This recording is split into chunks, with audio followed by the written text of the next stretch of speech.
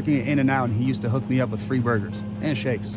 He's been my boy. Why he's so sick? Why is he throwing up and passing out? That's more interesting. The reason that London Clash is so rich and cool that he lives in Rice Gum's house is that he is an actor. So throughout the movie, he's doing actor type things, like he films this self-audition tape. I don't really know what he's auditioning for. It kind of seems like he's auditioning for everything and also nothing all at once.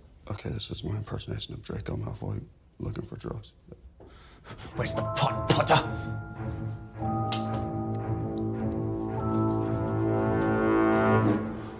I don't like Draco very much.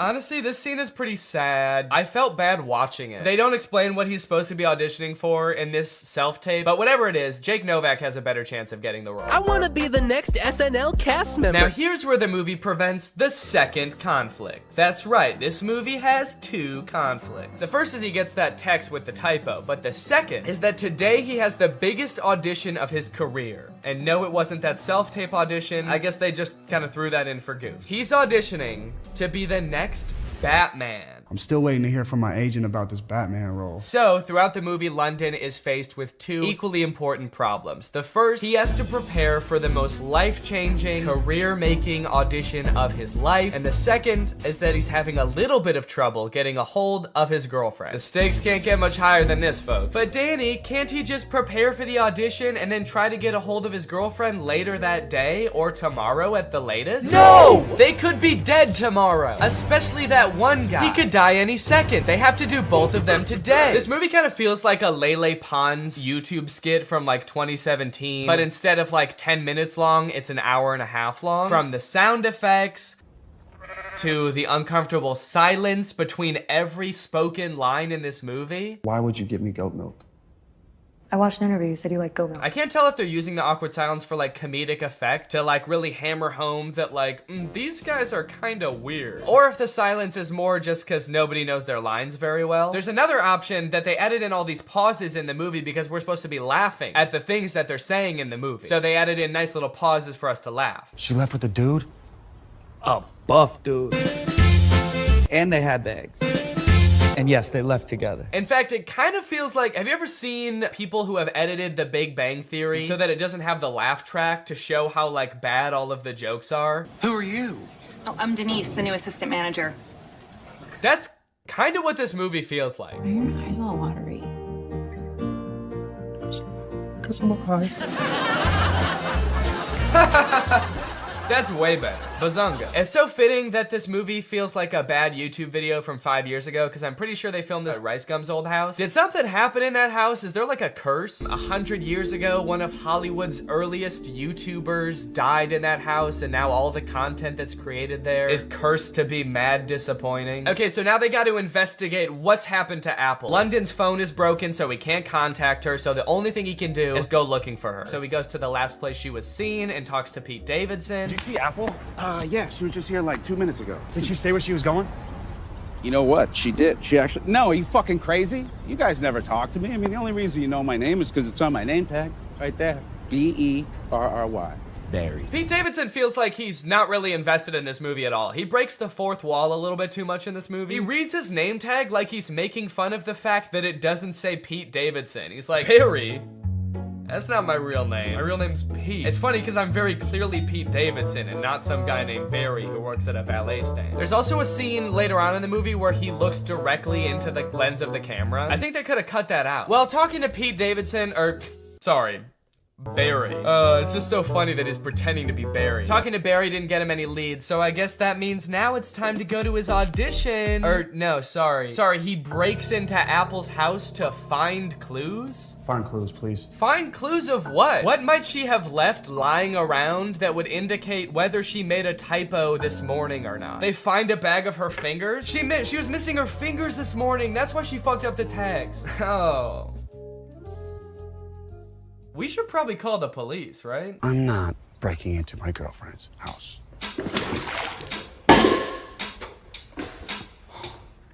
Can't believe I'm breaking into my girlfriend's man's house. Me neither, dude. Your life is pretty crazy. London Clash is so dumb. He makes the worst decisions at every move in this movie, okay? While they're in Apple's house, one of London's friends knocks over every single urn on the mantle and ashes go everywhere. And so they're like, oh shit, we have to put back the urns and then refill the ashes. But they're like, the only problem is, where are we supposed to find ashes? Where are we gonna find enough ashes to fill up these urns? But like, they didn't lose the ashes. They all just fell on the floor. They could just sweep them up and put them back in urns. It's like MGK was like constantly forgetting what previously happened in movies. And so the plot is being driven forward by things that just aren't problems. So anyway, as I said, this is a stoner comedy. You can probably guess the solution they think of to produce a bunch of ashes to fill back up the urns.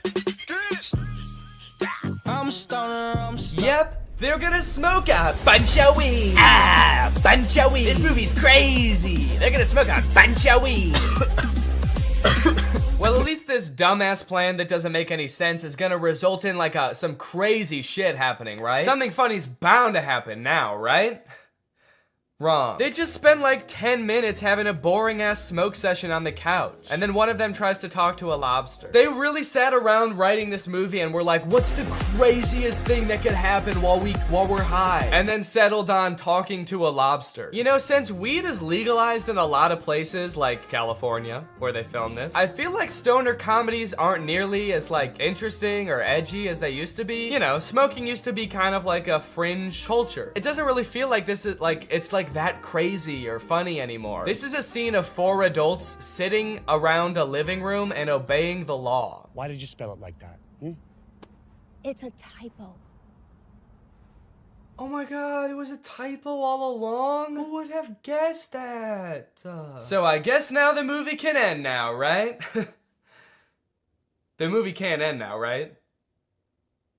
The movie can end now, right? There's 30 minutes left in this movie? What the fuck is gonna happen? What are they gonna do for 30 more minutes? Sit at a diner, apparently. So you're probably wondering how they wrap this whole thing up, huh? MGK missed his audition, he's not getting the role. His girlfriend is pissed off at him. How are they gonna wrap this movie up? Some sort of grand gesture that wins over both the director and the girlfriend? No, obviously not. That would make too much sense. London Clash gets the role because the director happened to see an Instagram live stream where London Clash gets punched in the face by Dennis Rodman, and the director just assumes that London Clash did that because he wanted to like impress him or something. It's a whole other plot line that I didn't really go into in this video, but it doesn't make any sense in the movie either. So he's got the role, now the only thing left is to get the girl, which he does by sending her a text at the diner being like, can we talk? And she's like, sure. And so they're driving to meet each other. He's texting her the whole way. He's texting and driving, and they get into a car crash, and then they are both paralyzed.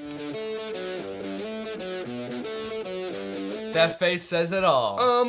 That just happened. That's the resolution. He almost murders her. Irresponsible. He was texting and driving and he almost murders his girlfriend, and that's how it ends. After the credits roll, there's like a fun little blooper reel where we get to see the actors like messing around and not knowing their lines very well, which would have been a lot more fun if I hadn't felt like I had just watched an hour and a half of exactly that. Well, folks, what do you think? From rapper to pop punk icon to writer, director, and actor extraordinaire, which do you think MGK did best? Leave it in the comments down below. What do you think he'll get up to next? It's anyone's guess at this point. Professional fencer? Or maybe like a chef? He'll start just making food. That might be kind of sick. And you know what? All he would need to get started is HelloFresh, America's #1 meal kit and the sponsor of this video. Guys, I love HelloFresh. They send you fresh, quality produce from the farm to your door in less than a week, so you can savor delicious summer flavors right from home. I love getting a HelloFresh box because you know what it means? It means I don't have to worry about what I'm gonna eat for dinner every night. I'm not gonna find myself driving to some fast food chain to get a quick meal, because I know I've got a quality meal that I can whip up in like 35 minutes right at home. And I know it's gonna be tasty. I know it's gonna be healthy. If you're trying to stick to a particular health goal, HelloFresh has you covered because they have veggie options, fit and wholesome options, and pescatarian options. So HelloFresh fits a variety of lifestyles. Their plans are super flexible. You can pause 1 week if you want to. You can add more food 1 week if you want to. And even if you're on vacation, you can change the delivery address to deliver to your vacation destination. And then you can have home-cooked meals when you're at the family reunion. HelloFresh is the very first carbon-neutral meal kit company, and nearly all of their packaging is recyclable. They help cut down on food waste because they send you pre-portioned ingredients so you're only using what you need. So if you want to check out HelloFresh and have a flavorful summer, then head on over to HelloFresh.com. Use my code TrulyGreg16 for up to 16 free meals and 3 surprise gifts. That's HelloFresh.com. Thanks to HelloFresh for sponsoring this video. Thank you to you guys for checking out HelloFresh.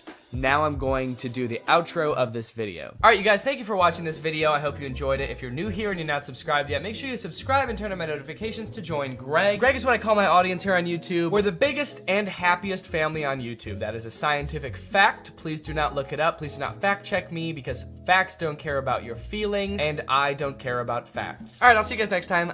Bye. What's up, Greg, and welcome back to another episode of But Dads Are Back. You are not the father.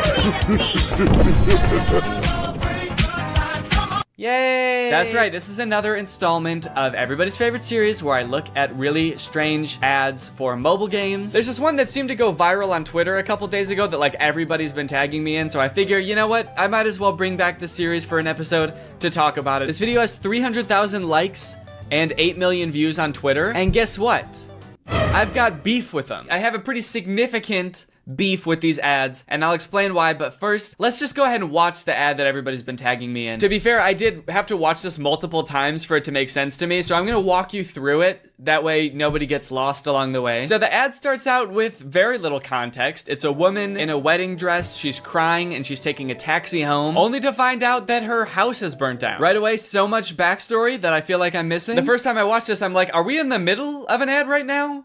Is this the beginning of the ad? Am I supposed to have watched other ads before this? But rest assured, I've watched a bunch of other ads for this game, and there is no context to be found. There is no explanation, so you just have to accept that this woman is having a very bad day. Then she gets a call from her grandma, and it looks like her grandma comes over to like comfort her for whatever happened at the wedding. I don't know if her fiance like stood her up or died, or if she stood him up or died. While she's being comforted, it also looks like she's holding a picture of herself from the wedding. I don't know what that's about. Maybe it's supposed to be the grandma's wedding photos. And she's showing her granddaughter like, look at how happy I was at my wedding. Aw, your fiance stood you up and died at your wedding? Oh, I'm so sorry, sweetie. Look how happy I was at my wedding though. Look at all these pictures. See how I'm smiling at all of them? The reason I'm smiling is because my husband was present at the wedding and alive at the wedding as well. I wasn't marrying a present corpse. He was also alive. Does that make you feel better? Are my happy memories making you feel better? Why not? Then I guess to further comfort her, the grandma gives her a house, which I guess would be a nice gift, but the house is in like terrible condition. The grandma just gives her the keys to this like dilapidated shack.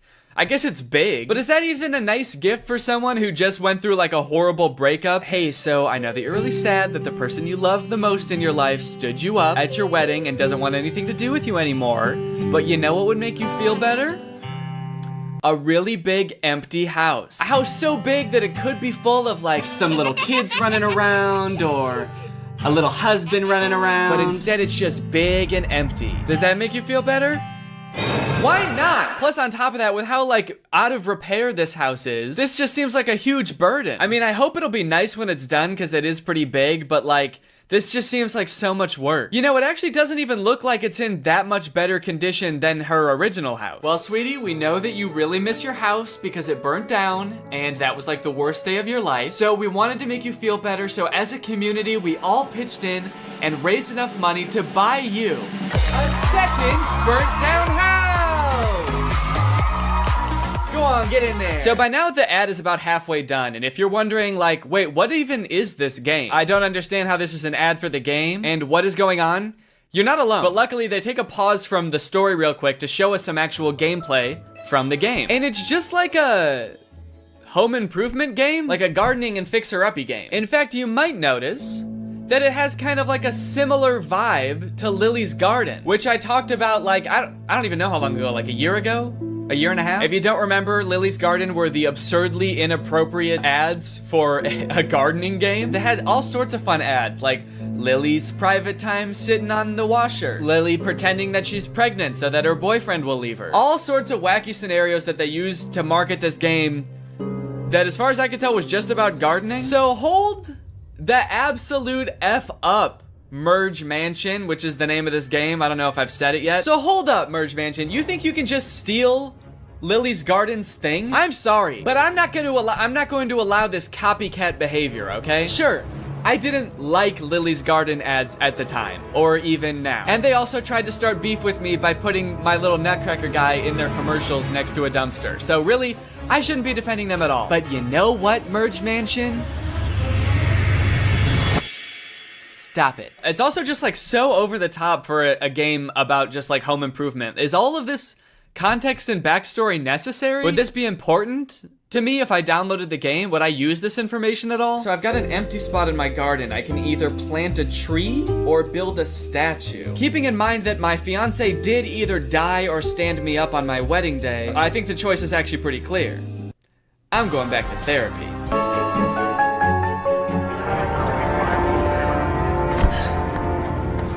Okay, so then the ad takes a drastic turn. What the hell did Grandma do? Huh? It's not clear what they're arresting her for. And they never explain it either, so I'm not sure if it's just like another thing that you're just gonna have to accept you don't know the answer to, like what happened to her fiance and how did her house start on fire? Or maybe it has something to do with the fiance in the house. I don't know. Did she burn down the house? Did she burn down the fiance? I don't know.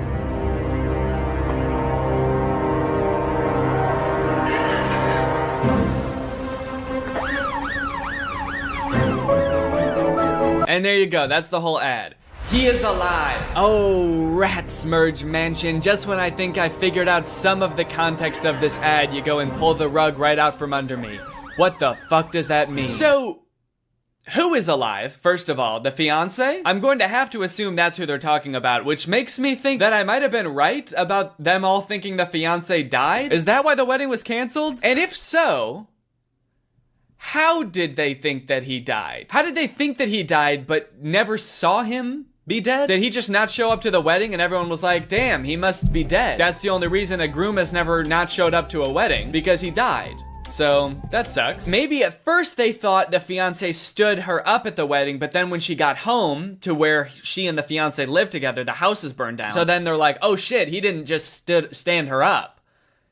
He stood life up. He stood up the rest of his life. Now that's all interesting enough, right? That was a very strange ad, I think we can all agree. But if you scroll down in this Twitter thread, apparently there are other endings to this ad. There are like slight alternate endings that apparently other people have seen. So here's one of them. Instead of saying he is alive, her hand says, I planned this. Which I feel like if we're talking about the whole like fiance fake death thing, like almost means the exact same thing. There's also an alternate ending that has her saying you're next on the hand. I mean, all sort of just alluding to the same fact that the grandma did something nefarious and that's why the fiance disappeared, or, you know, she did something wild and wacky and now she's going to jail. I can't wrap my head around why they made these alternate endings. Are they like targeting the different ads to different groups of people? Like this really small change will have a different appeal to different demographics? Okay, so we're thinking that You're Next will go to the Gen Zers. But for the older crowd, like the baby boomers, we're thinking I planned this on her hand. Because old people really like planning. After doing a little bit of detective work on YouTube, I was able to find like,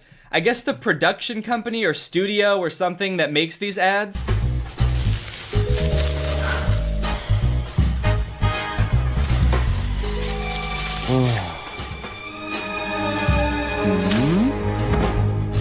Okay, so that ad is about having a threesome. Does the game, I just want to know, does the game have anything to do with these ads? This home improvement game? I can't imagine it does. Okay, so now I'm out in the garden and here's a bush. What do I want to do here? I can either water bush, cut bush, have sex with two people hiding in bush. It's interesting that this is like the studio that makes these ads because they have a little description. Merge Mansion, a hit game from Metacore, needed 3 different ads full of warmth, humor, and drama.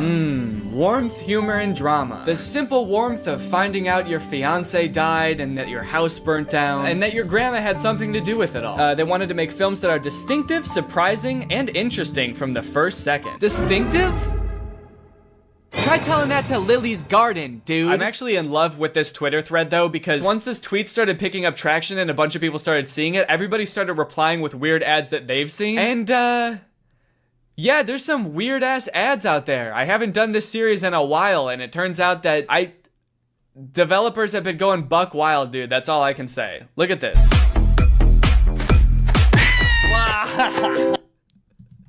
Dude, what a brutal kick. Oh my god. The sound effect and everything. I know that this is a common theme for all of these game ads, but I couldn't even wager a guess as to what this game is about. They're like stranded on an island, maybe? Like a desert island. But also this dude is like doing a little stripper pole dance for this girl. It's this fun new game where a group of people get stranded on a desert island and they have to start a new society. And instead of implementing money as currency, they implement pole dancing and lap dances, weirdly enough, as currency. And instead of jail, you just get punted. This next ad is one of the weirdest things I've ever seen, and I'm not exaggerating. And there's no way you'll believe me unless I just play it, so here you go.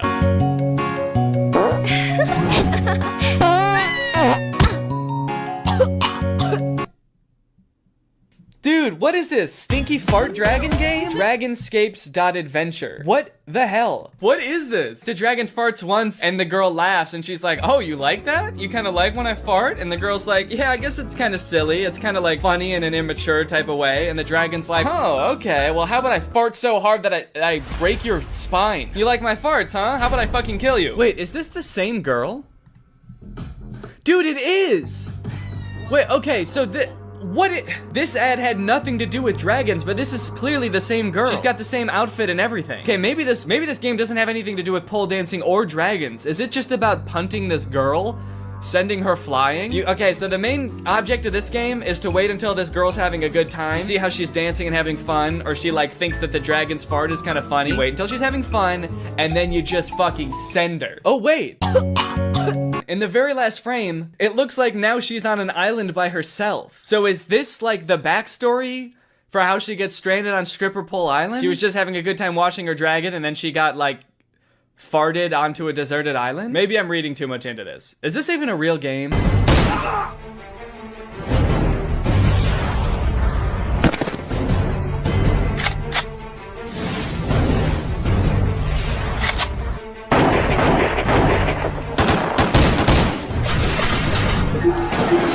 Wow, that game looks pretty cringe. That game looks so weird. Who would download that? I mean, what do? You're in like colonial times and you form an army of dudes wearing only boxer briefs that can like form together into these sick big weapons, and then you like fight off these other armies? That's crazy.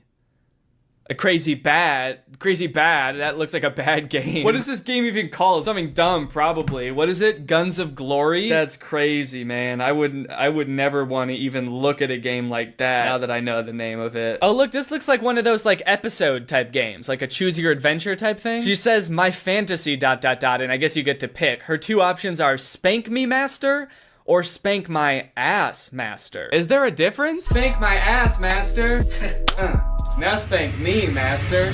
Anyways, guys, I think that's enough badads for now. Now it's time for a good ad. Thanks to our sponsor, Sleeper. You guys, let me tell you about today's sponsor, Sleeper. Sleeper is a fantasy sports platform. It's an app that's available on the App Store and the Google Play Store, but it's not just any fantasy platform, it's the best fantasy platform for all of your fantasy football, basketball, and for gamers like me, it's even got esports. The reason I think Sleeper is the best fantasy platform out there is because they've got personality, dude. I mean, look at this app. It's got a sleek, modern design. It's got a beautiful UI, very clean, laid out just right. They've got all the features you're used to in fantasy apps and more. They've got social features like voice and text chat, which means leagues that use Sleeper have more fun. They chat more, they react to moves that happen all season long, and it all comes with 0 ads. If you don't have a group of friends to play with, that's fine because Sleeper just released a matchmaking feature that will help you find the league that's right for you. So if you and your friends want to take your fantasy sports league to the next level, then download Sleeper in the App Store or Google Play. The link will be in the description. Thank you to Sleeper for sponsoring this video, and thank you to you guys for checking out Sleeper. All right, well, thank you guys for watching this video. I hope you enjoyed it. If you're new here and you're not subscribed yet,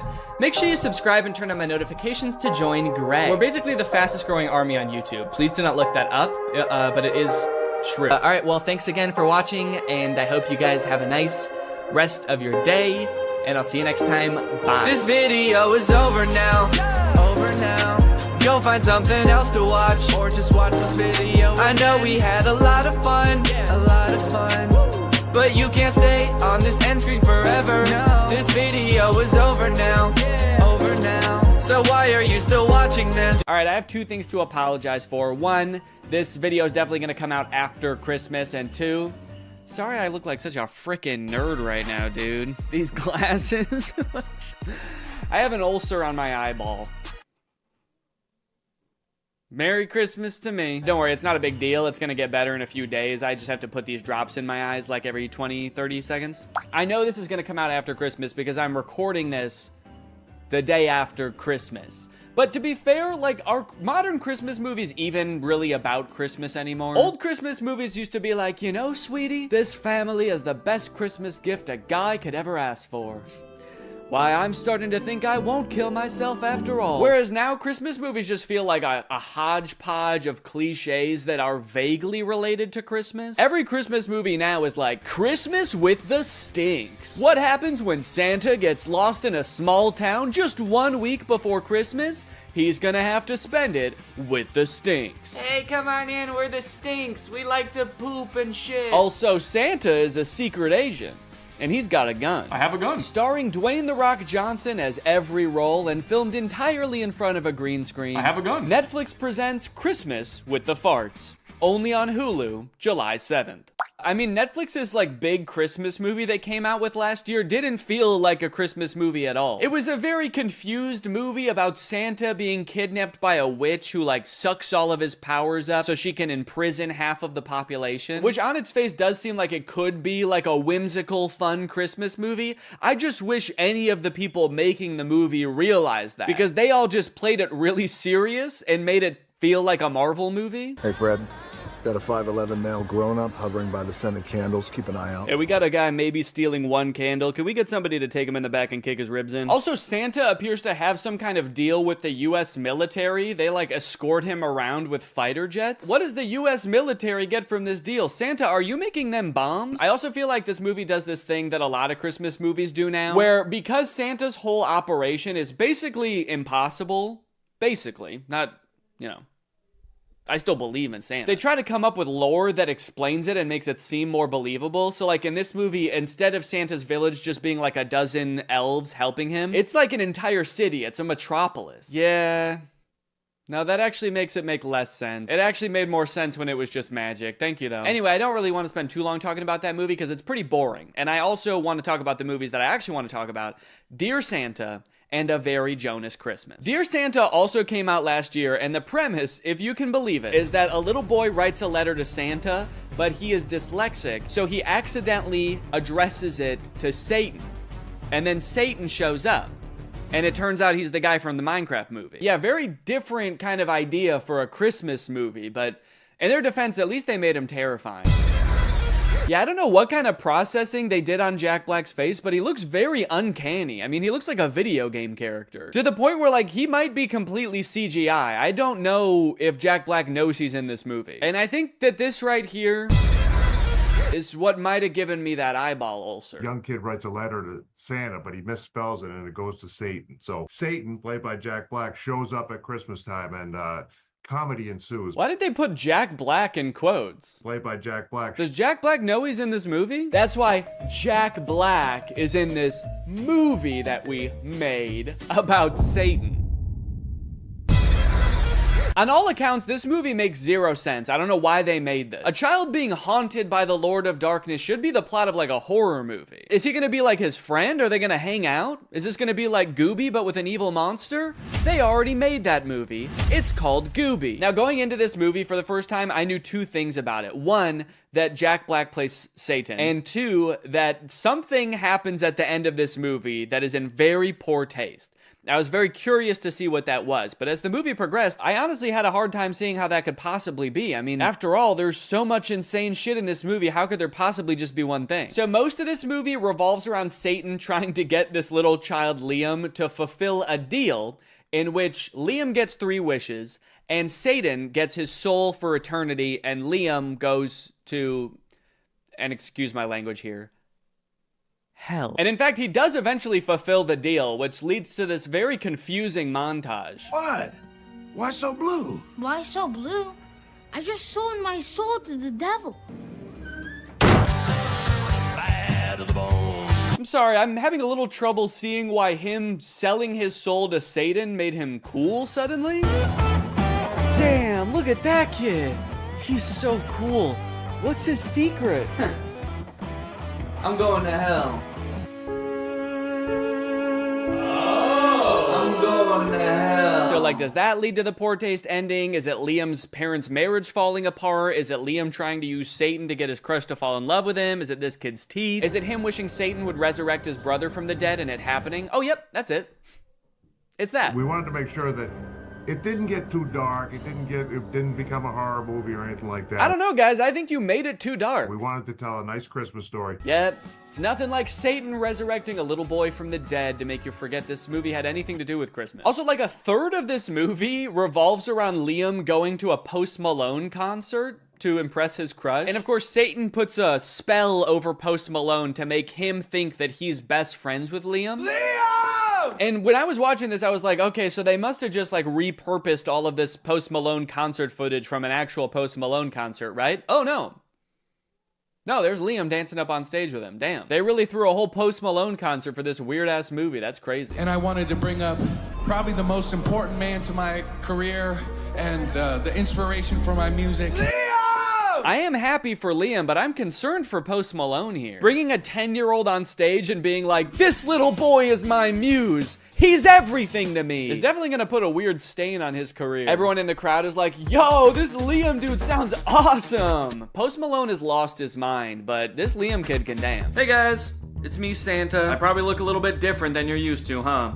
Probably expecting a guy in a big red coat with a white beard, huh? Well, this is what I actually look like. All that stuff about rosy cheeks and a big white beard is all made up. Coca-Cola made that up in the 80s. I have always looked like this. Anyways, guys, I was just popping in here to thank SoFi for sponsoring this portion of the video. As we all know, one of the simplest and most powerful ways to build wealth is actually by earning interest on your money. Making your money work for you. Just like I make the goblins work for me. Like, that's right, the elves are another thing Coca-Cola made up. They're actually goblins, and sometimes I also hire ghosts.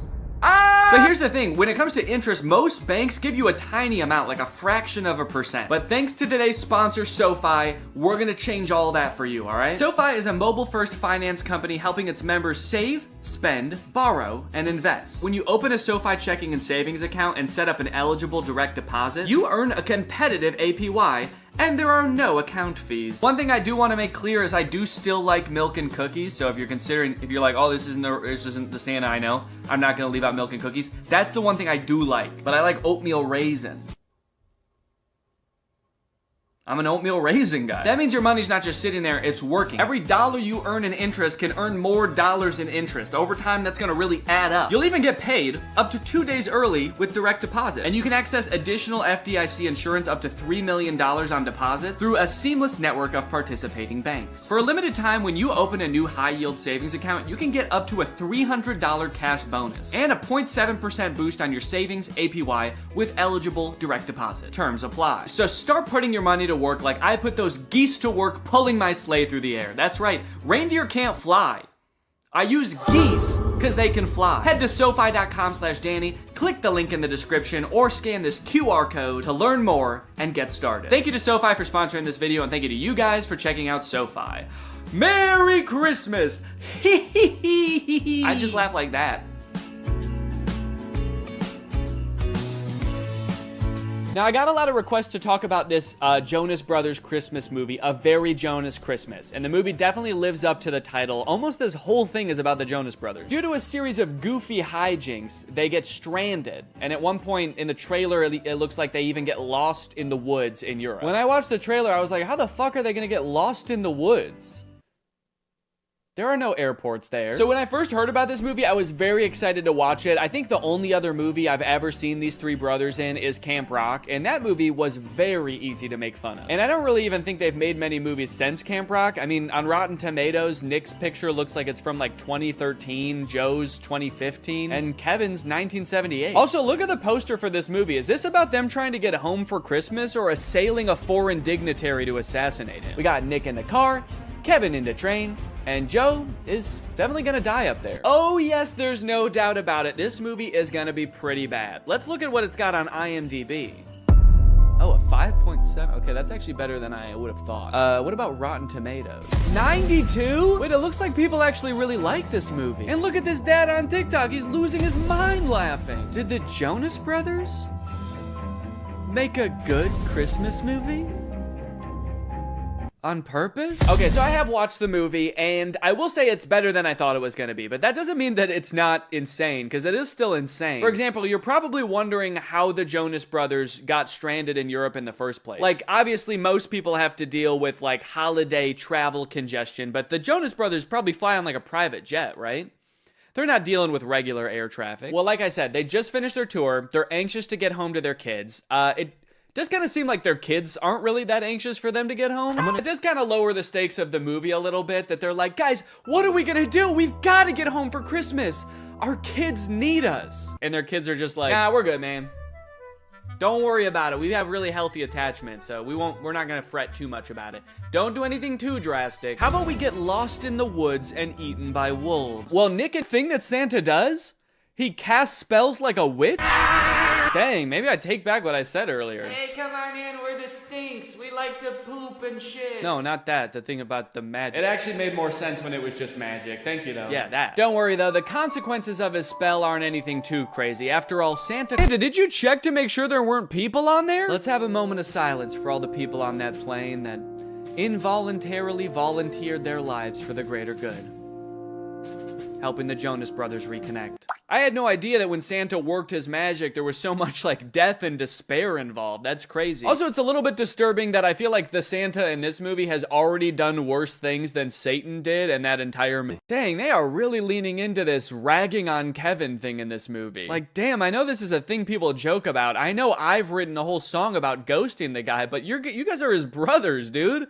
Feels different when you do it. Fortunately, music labels have been like very strict about copyrighted music on YouTube, so I can only show you like a tiny little snippet of it. Now, one thing that made it kind of tricky to write a video about this movie is that they do this very self-aware thing where anytime like a goofy plot detail comes up, they make a joke about it before you even get a chance to think it in your head. Wait, they're getting to the train station just barely before their train, but they're gonna stop to sing a song about it? That's kind of... You think we have time for a song? Yeah. Oh, they already... Okay. But isn't this whole plot just the plot of a bunch of Christmas movies? Damn, they're good. Who knew the secret to making a flawless movie is just pointing out all the flaws before anybody else has the chance? Honestly, it is a pretty good tactic if your sole goal with the movie was making it really hard for commentary YouTubers to make videos about it. But it does feel very defensive, and it also kind of gets old to in every scene be like, yo, this is kind of weird. What is going on here right now? What the hell, is that a camera? Also, there's a lot of parts in the movie that are actually genuinely funny, and they kind of ruin them by doing this like self-aware thing. Like this, where all the lyrics are just about how being home alone means that there's no people in the house. It's a very funny song. Also, I think that YouTube is claiming this one less, so I think I can show a little bit more of it. But even when the movie is actually funny, the writers still feel the need to be like, what the hell are these guys even talking about? I can't believe the show only ran 3 weeks. I can. I'm sorry, Joe. Nick is just being so random right now. I mean, what is this? Some kind of movie? On Disney Plus, perhaps? Another downfall of this movie is that it really hinges on you knowing a lot about the Jonas Brothers. I mean, they weren't kidding with that title, dude. This is a very Jonas Christmas. Ideally, they want you to know, like, details about the Jonas Brothers' personal lives that I just am not in tune with. So I felt like I kept missing references. Like, apparently Joe has a line of candles. I know what you need. A calming chamomile candle.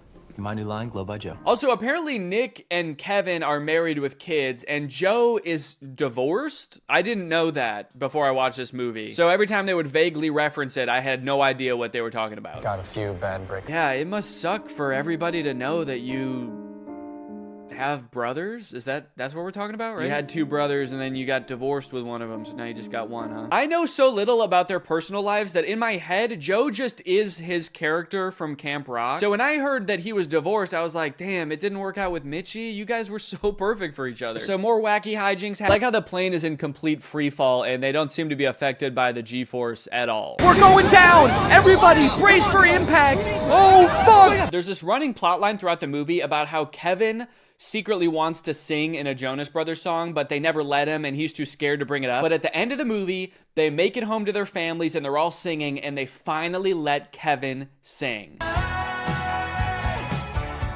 It's a fun moment. It's great to finally hear him sing, and it's great that they're finally letting him. But then in real life, I just saw that Kevin just like released his own solo song. So it kind of seems like the opposite happened in real life. In the movie, they're like, yay, Kevin is singing. And in real life, they're like, you have to sing as far away from us as humanly possible, please. Honestly, though, all in all, this movie was a lot better than I thought it was gonna be. I was laughing at parts. I even looked like that dad from that TikTok at a few parts, dude. I was sitting on the couch, kicking my feet. I was giddy. Anyways, I hope you guys enjoyed this video. I hate to break it to you, but I don't know, this will probably be my last video of the year. Enjoy your New Year's celebrations, everybody. Stay safe. Thanks for watching, and bye-bye. What's up, Greg, and welcome back to the Romance Channel, where we cover the hottest romance movies known to man. When you think of the perfect love story, what comes to mind? Passion, lust, destiny, brothers, psychological intimidation, gazebos. All of those? Yeah, all of them? Good. Because today we're talking about The Kissing Booth. I've had this movie recommended to me for a while, and I recently sat down to watch it, and I gotta say, guys, I'm pretty confused. This movie has a completely normal premise, and there's actually nothing wrong with it. It's not weird at all. Guys, don't we all have a best friend? And don't you and your best friend have a written, strict set of rules that you guys follow to maintain your friendship? And isn't one of them, don't fuck my brother? Do not have sex with my brother! Of course, so see, I don't know what the problem is. Just don't end up grinding coochies with my brother, or I'll literally never talk to you again. Grinding coochies? What the? Ugh. All right, you know what? Just for that, that's it. I am making the video. The Kissing Booth is a bad movie. This movie starts off with way too much exposition. Instead of a normal movie where you sort of naturally learn about the characters as the story progresses, the movie decides to just dump the main character Elle's entire life story on you in like 3 minutes. Okay, all right, okay. I think it's too much information, right? There's no way all of this information is necessary right at the beginning of the movie. It's not. It's almost all unnecessary information, actually. And by the time I finished watching this intro, I felt like I had already watched like 10 movies. I still have to watch another movie after this. I've watched like 3 people grow up from being a baby. Before the movie even starts, you watch Elle's mom slowly die in the hospital. Sat with mom in the hospital, said goodbye to my mom. Damn. Told her all about Noah. Watched Noah ride his motorcycle for the first time. Oh, hell yeah. Mom or motorcycle? I think we came out all right on that deal. Did we need to see the mom die? Did that have to happen? They barely reference it in the rest of the movie. Did they have to just rapid fire through that? I guess it gives you a reason in the movie, like right off the bat, to be rooting for Elle, because you've seen her go through some hard times. I guess later on in the movie, if you ever start to feel like she's being an asshole, the movie can be like, hey, well, her mom died, all right? So take it easy with the judging, okay? Pretty much all you need to know from the intro of this movie is that Elle and Lee are best friends. You know, because they pretty much have the same letters in their name. And Elle has a crush on Lee's older brother, Noah. Noah is established as being irrationally angry and violent in the intro as well, so what's not to love? And that's me today, savoring the last fleeting Hey! Don't fuck my brother! So Elle is clearly infatuated with Noah right from the start. I think we can all see that. Lee can see that. So you might think, damn, they have just a few rules in their friendship and Elle is not able to follow them. What a jerk. And 1, you haven't even seen the half of it, dude. If you think this is bad, what do you think the rest of this movie's about? And 2, easy with the judging, dude, all right? Her mother passed away. I do find it interesting that the rule says, like, no dating either of our relatives. This rule was clearly made just to keep Elle away from Noah. Elle's only immediate family in this entire movie is her dad, who's like 50, and her brother, who was probably like 2 when they made these rules up. Her mother, I don't know if you know this, but she unfortunately did pass away, so she is not in the picture anymore. So did Lee propose this rule being like, hey, so, if you stay away from my brother, then I, a child, won't fuck your dad. Deal? One day while getting ready for school, Elle rips her pants and has to wear the only other option that the uniform allows, which is her skirt, which is a little bit too short for her comfort, and she ends up getting groped by a jock. Luckily, Noah, who we've established as being very violent, jumps in to beat the shit out of the jock. And this sets Elle and Noah's love story into motion. No one should treat a girl like that, especially if that girl's you. My little sister's pants.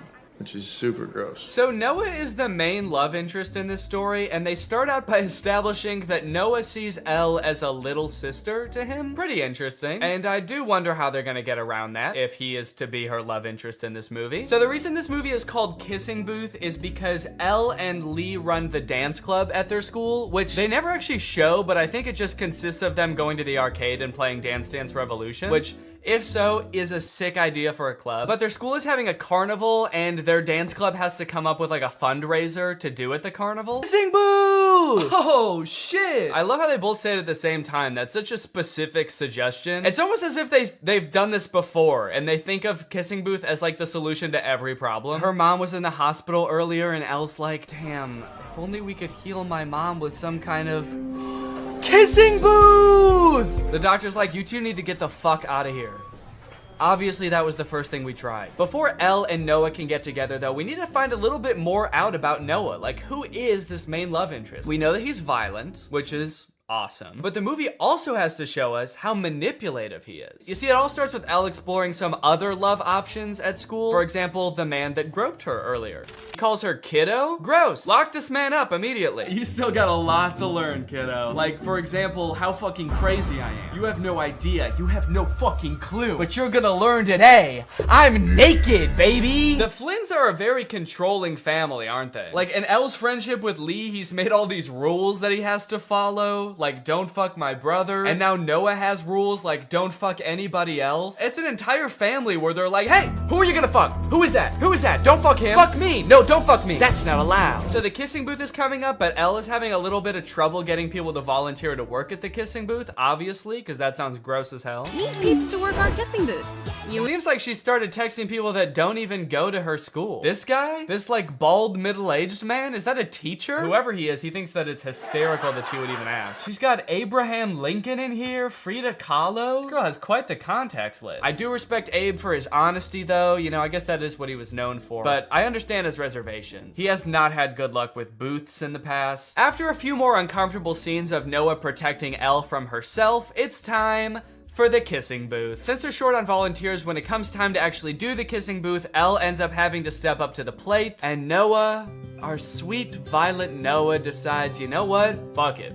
I'm going in. The Hollywood sign at night. You guys ever been to the Hollywood sign at night? Great place to make out. Great place to get eaten by coyotes, too. I feel like a lot of people don't realize the Hollywood sign's like in the middle of a nature preserve. I think there's like mountain lions and shit up there. A coyote comes out from behind the Hollywood sign and is like, fucking by the Hollywood sign again, huh, Noah? This man's got some game. All right, guys, get out of here. I'm gonna have to eat your asses. I love that his secret spot to come and be alone is the Hollywood sign. Yeah, don't worry. I know a little place where we can be alone. It's called Times Square. We'll have a little more privacy up there. From there, their relationship blossoms. They go on dates all over town. They're sneaking around, trying to make sure Lee doesn't catch them. I was like, I would get off of him if Elle was here, but I can't see her right now, and I can't see who's telling me to stop, so I'm gonna fucking kill him! There's a lot of fallout from this interaction. Noah, like, skips town for a few days, and Lee doesn't want to talk to her anymore. Eventually, Noah comes back, and instead of coming to see Elle first, he goes to see Elle's dad to kind of like ask for advice and ask if it's okay if they date. The actor who plays the dad feels like he's from a completely different movie. Everyone else in this movie are these like beautiful, like model actors. This guy looks like he's from like a crime drama or something. He's a lot more like rough and rugged. He's very sour and sad. I guess his wife did just die, but that's pretty much seems like his entire character. He's not even like wearing the same type of clothes as the other characters. There's another scene where he looks like he just like rolled out of bed. Everyone else in this movie is like, what are we gonna do? We gotta not break rule number 9. And oh, this is so hot and fun and sexy. And he's like, every night I stare at my reflection and I don't know who I am anymore. Every time I look into your eyes, I see my dead wife. The dad's basically like, honestly, I don't care. You're not asking to date me, are you? I'm basically in my own movie over here, so I don't know why you even came to ask me. He looks like a detective in a gritty crime thriller. I don't know about you dating Elle, but I am investigating a series of murders that have taken place place in a gazebo nearby. You wouldn't happen to know anything about that, would you? All right, Elle and Lee eventually make up and become friends again, but Elle doesn't want to take Noah back because it's just made everything so complicated in their friendship. I love you, Elle. I mean, you're my little sis. How could I not? So Noah decides, okay, Elle doesn't want me anymore. I'm just gonna, but Elle decides she wants to make up with him. And finally comes around and decides, you know what? You can date him, fine. He's going away to college. You'll probably never see him again anyway. So sure, I'll allow it now. Oh my God, what did you do to Lee, you monster? Also, how long have they been in the car? I swear they've been in the car for like 5 minutes. How did she not notice? Was he just sitting there silently the whole time? And he's like 8 feet tall. How did she not notice? I'm just trying to picture this. So Elle gets in the car. Noah's already sitting there completely silent in a Batman costume. They pull out. He says nothing. He's just sitting there. Something doesn't add up. And by something, I mean the whole movie. Anyways, the movie ends with him going to college. Yeah, he doesn't stick around. He just goes to college and that's how the movie ends. Doesn't that suck? They don't even get to go on like a real date as a real couple. He just goes to college and then the movie ends. All right, well, that concludes our time together today. You guys, thank you for joining me. I hope you enjoyed this video. And if you're new here and you're not subscribed yet, make sure you subscribe and turn on my notifications to join Greg. Greg is what I call my subscribers on YouTube. So if you want to join Greg, just hit that subscribe button and hit that notification button. And then before you know it, your name will be legally changed to Greg. All right, I'll see you guys next time. Thank you. Bye-bye. What's up, Greg? If you've seen my video about the Disney Channel original movie Zombies, then you know I have some deeply troubling feelings about that movie. It's a very poorly made, weird, cobbled together metaphor for racism. And on top of that, a lot of the lore surrounding the zombies doesn't make any sense. So I ended up walking away from that movie feeling like I had so many unanswered questions, which is why when I found out there are 2 more movies in this franchise, I was honestly thrilled. I could actually get some answers to my questions. They'll dive into the lore a little bit deeper. Then I watched the movie and realized that was a very dumb assumption to make. This movie does not answer any of the questions that you might have had about the first movie. In fact, it introduces a whole bunch of new lore that like is even more confusing and also kind of contradicts with the lore from the first movie. Now, all of that might lead you to believe that this movie is gonna be really bad, like even worse than the first movie. But honestly, this movie is not that bad. Also, it has 100% on Rotten Tomatoes, so technically speaking, this is a perfect film. So strap in and get ready, because I don't know if you've ever seen a technically perfect film before, but this is what one looks like. The movie starts off right away, changing the lore that we all know. Welcome back to Seabrook, where belonging is everything. It wasn't always this way. There was a time when we had to protect ourselves. Right, we all remember that. In the first movie, you explained how the power plant blew up, zombies invaded the whole town and started killing and eating people. How could we forget? Legend has it that when the first settlers came to Seabrook, they found wild beasts with sharp claws lurking in the forest. Wait, so these beasts are different beasts? These are a different sect of beasts? Which sparked an epic battle. There was a war? Seabrook settlers bravely fought off the monstrous attack and discovered a powerful energy source. And that mysterious power source basically powered the entire town until that one fateful day when it blew up and created beasts. Different beasts. These are different beasts than the beasts we just saw. This is a very beast-heavy town. The beasts were a distant memory. Seabrook forgot monsters could be real. So, hold on. You guys didn't think to mention this during the first movie? How could you tell us a history of Seabrook and neglect to mention the battle with mythical creatures that transpired? What else are you hiding from us? And what about this mysterious power source that runs the entire city? Don't you think during the 200 years since this happened, someone should have like looked into this, made it a non-mysterious power source? They were like, we'll call this beautiful land Seabrook. We'll build a school to teach our young, a hospital to treat our ill, and a power plant that might blow up. We do not know. Because of the events of the last movie, now all the zombies are allowed to commingle with the humans. It seems like things are really on the up and up. It's hard to believe there was a time when people were afraid of zombies. Crazy thing to say for someone who has for sure eaten his neighbors. Also, we saw what you did to people in the last movie, dude. It's not hard to believe at all. I'm still scared of you. Then we check in on Addison, who you may remember from the first movie by her platinum blonde hair that for some reason in this universe makes her some kind of sick, disgusting freak. That's Cheer Captain Bucky, my cousin. My cousin. It's here at Cheer Camp we learned 2 things. First, that story about the werewolves is kind of a legend, and no one's really sure if it's true or not. You've all heard the stories of bloodthirsty monsters who roam these woods, feasting on innocent cheerleaders. And 2, the younger cheerleaders and the older cheerleaders are not getting along. This week, the veterans and the newbies will compete for the Cheer Camp Cup. I feel like one of those things is gonna have a bigger impact on the plot. Watch and learn, Snowball. Ah, yes, my hair. Still white, still well-conditioned, and still drawing fire from the AC. Okay, thank God she addressed it, dude. I know we were all thinking, what the fuck is wrong with her? You should shave your head, you look insane. We then get a song about how well everybody's getting along now. The cheerleaders are having fun at cheer camp, zombies are entering all facets of normal human life. Zed's dad has even been hired as the project manager to demolish the old power plant, which I'm sure will have little to no consequence in this story. The message of the song is undermined a little bit when the cheer captain, Bucky, launches an underclassman into the air with a high-powered water bazooka called the Buckzooka. Just a little bit of playful hazing, I guess, for the underclassmen. Oh, you want to be a cheerleader? How about some internal bleeding? That's hazing, baby. Nobody joins an organization that I've already joined and gets away with it. And while I do wish someone would rush this poor girl to the hospital, I do have to admit, the song does slap. The music in the first movie sucked in my opinion, but the production quality of not just the music, honestly, but the whole movie is way better in this one. Probably as a result of the success of the first movie. The first one was very popular. So they were like, look, this next movie, you know, it's not gonna make any sense, but it's gonna look fantastic. The lighting on that girl as she flies through the air with 12 broken ribs is gonna be so good. I wish that I could call, I hope you get my letter.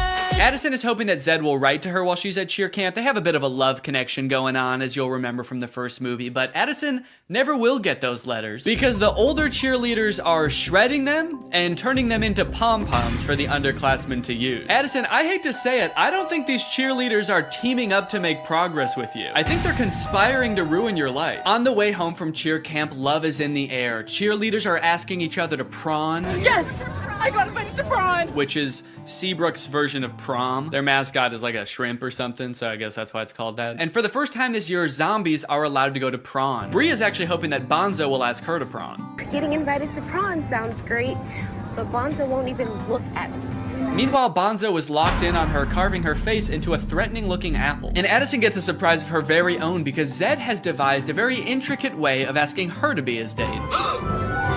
Addison, will you?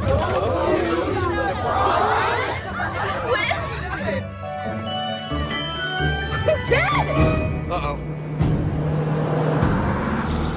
Uh-oh! Zed's not supposed to be there! He's supposed to be floating over there.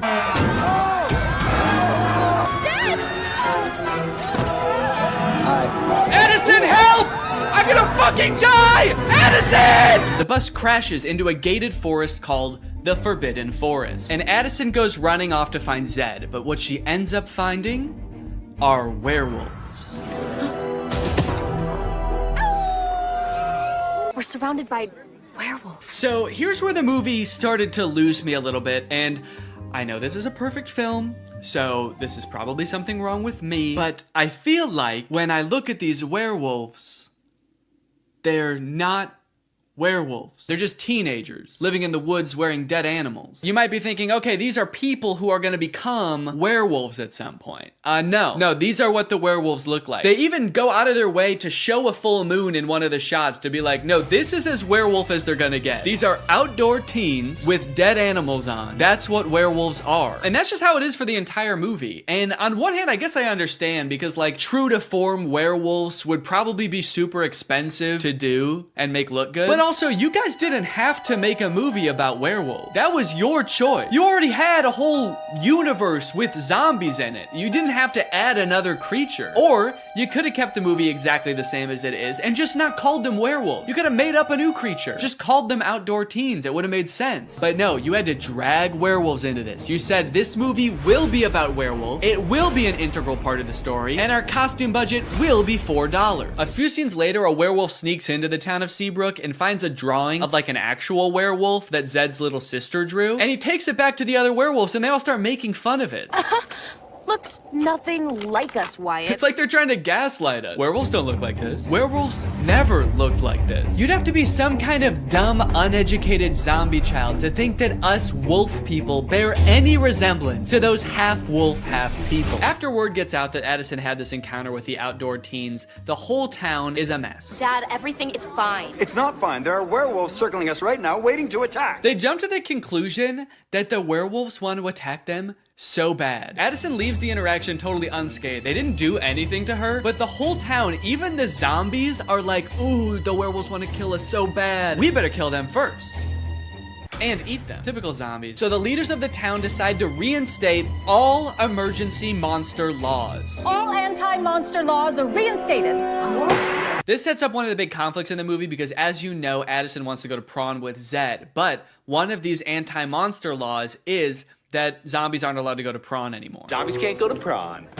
Ouch. And when I say one of them, I firmly believe that is the only emergency monster law. It's the only one they talk about in this entire movie. They let so much else slide in this movie, but that's the one thing they're like, no, we cannot have zombies at prom this year. Ouch. You'll see in a bit why that's so strange, but right now we gotta go check in with the werewolves because they're setting up a conflict of their own. And you know we don't have much time. Our necklaces are almost out of power. So the werewolves all wear this stone around their neck. It's called Moonstone, and it's sort of what gives them their power. I guess it's like some kind of mysterious power source or something. But it turns out that like 200 years ago, somebody or some group of people stole all of the Moonstone from them. So their reserves are running low and they're all gonna like die because they don't have their Moonstone. But some of the werewolves think that Addison fulfills a prophecy that the werewolves have about some white-haired lady who's gonna lead them to more Moonstone. This is the kind of lore that gets you a 100% on Rotten Tomatoes. Even if the girl is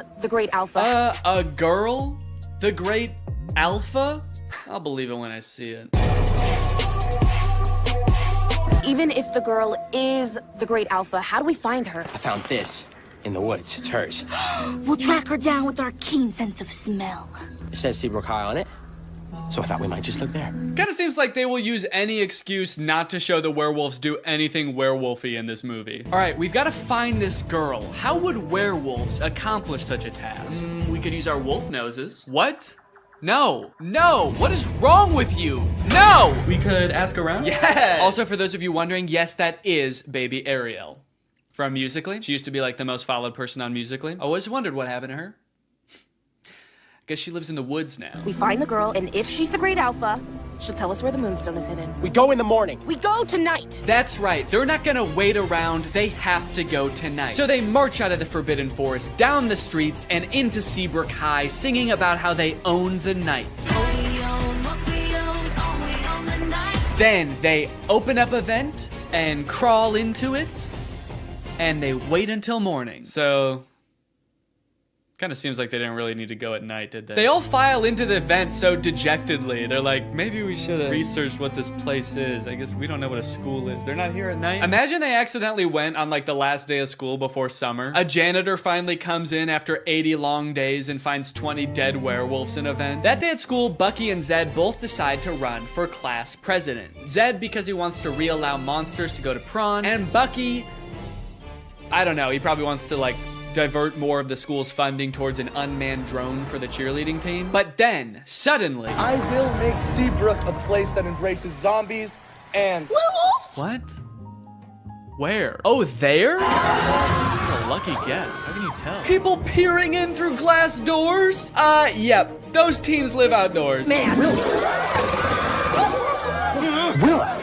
We can't go to war with the whole town. We'll never find the Moonstone if they're on high alert. Yeah, dog, I think that ship has sailed. You guys just charged them growling and gnashing your teeth. I think they're on high alert. Hey, all that stuff we did back there, that was just, we were just messing around. We're just a bunch of friendly teens. Don't look at her. Do not look at her. Sorry. We werewolves so admire your town, and we just came here to Join your school. Okay, well, that's obviously not allowed. You guys were about to kill them, and also the emergency monster laws are in effect, and there's definitely one forbidding such things. Technically, the Forbidden Forest is within the school district. What? So welcome to Seabrook. What? Wow, guys. The emergency monster laws are working great. No, you did so good. You did such a good job. They were so close to killing you, and they only stopped because they found out Bonzo's not allowed to prawn. So... good rule. So just like that, the werewolves enroll at Seabrook High. And wait a minute, all of the werewolves look the same age. Are they all teenagers? Or are some of them like 80 years old? Are some of them babies? And how does that work in dog years? Are they going to classes? I don't even know if they know how to write. They're not gonna be able to find the moonstone. They're gonna be too busy failing all their classes. So Zed is worried about losing the class president election to Bucky, so he decides to go over the new untapped voter base, the werewolves. Werewolves of the swing vote. Hello, wolves. I'm Zed. Do it like the zombies do. Yeah, for some reason I feel like the werewolves aren't gonna care who becomes the class president. They don't know what a president is. They don't know what school is. They live in the woods and they wear moonstone, dude. You have no fucking clue. Come on, we've got moves to bust. Throughout this whole movie, Addison has her own thing going on too, where she just feels like she doesn't belong anywhere. That's right, despite being a bleach blonde cheerleader at a Disney Channel high school who was literally elected captain of the cheerleading team in this movie, she just doesn't fit in. I don't feel like I belong anywhere, where. Which makes her that much more susceptible when the werewolves come a-knocking.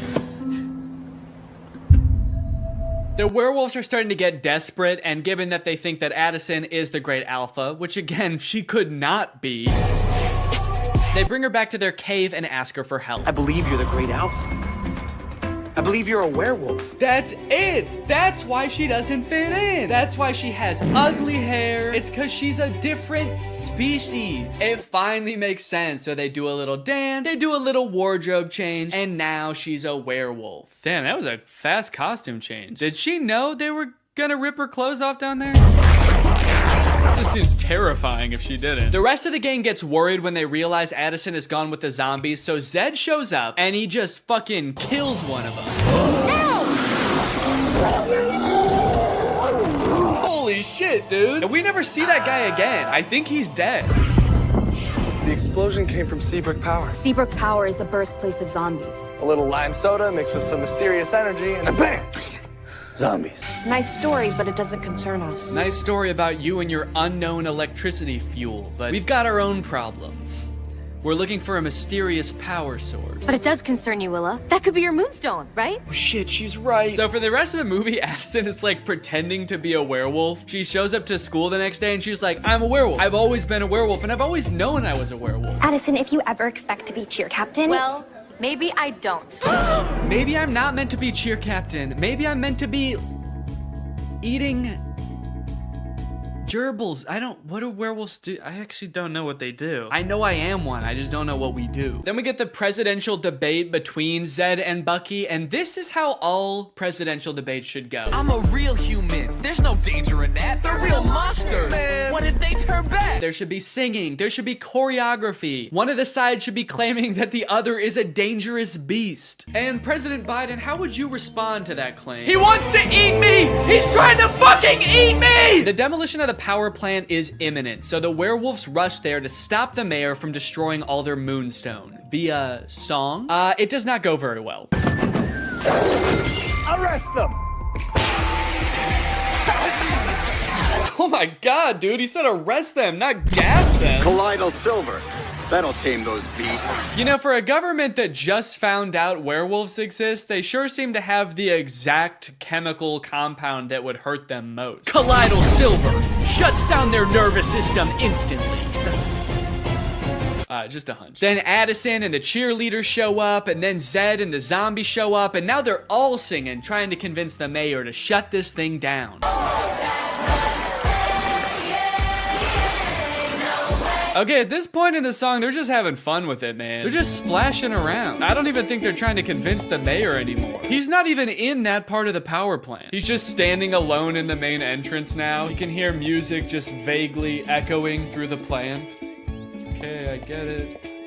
think I figured it out like 20 minutes ago, guys. Okay, so I've got good news and I've got bad news. The good news is they decide not to blow up the power plant. Stop the detonation. The bad news is the demolition guy accidentally does it anyway. Well, shut it off. I can't. And also, Addison finds out she's actually not a werewolf.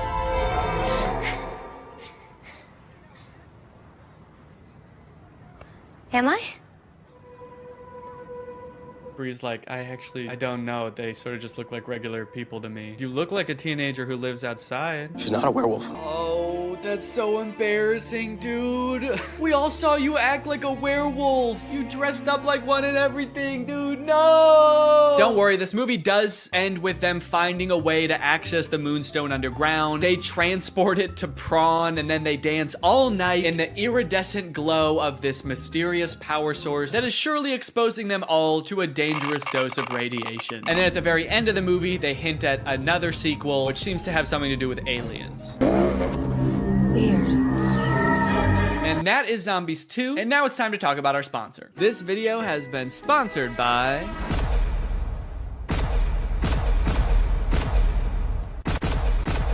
Guys, it's the season of giving, gathering, and with HelloFresh, it can be the season of saving. You can actually save money this holiday season with fresh, delicious recipes delivered straight to your door. It's cheaper than takeout, it's easier than grocery shopping, and the meals turn out so good. I like HelloFresh because I'm not really much of a chef. Okay, I don't really know how to cook well, but every time I cook HelloFresh, it ends up turning out great. Last night we had these Tex-Mex enchiladas. Didn't take too long to prepare. Turned out great. Honestly, best homemade enchiladas I've ever had, and I was the one who made them at home. I've got a lot going on. I've got a baby. I've got family visiting. It's a busy time of year. So sometimes it can feel impossible to get a good, nutritious homemade meal in, but not with HelloFresh. Can I let you in on a little secret? Some of their meals only take 15 minutes to prepare. How is that possible? Must be Santa. And guess what? HelloFresh is actually more than just dinners. They've got breakfast, they've got lunches, they've got snacks. So you can start skipping the grocery store for a variety of meals. HelloFresh is making life so much easier. So if you want to check out HelloFresh and for free breakfast for life, visit the link in the description or scan this QR code. One breakfast item per box while subscription is active. That is free breakfast for life with HelloFresh at my link. Again, this QR code. Don't use a different QR code, it won't work. Thank you to HelloFresh for sponsoring this video, and thank you to you guys for checking out HelloFresh. All right, thank you guys for watching this video. If you're new here and you're not subscribed, Marmaduke is like, you know what? Screw it. I don't need you. And he decides to set off on a journey to show him what a real champion can do. He runs to China, and then he runs to Egypt, and then he swims in the ocean, and then he goes home. And I guess that's pretty much all the training he needs. I don't know why he is still so focused on the dog show after that. Marmaduke's like, yeah, I climbed to the top of Mount Everest and then swam to the bottom of the ocean so that I could hopefully compete in an obedience competition at a regional level. I hope that I do okay. It's like, no, all of the things you did just then are like infinitely more impressive than a dog show. At least that's what I thought until we get to the dog show and we see what other dogs do during the talent portion.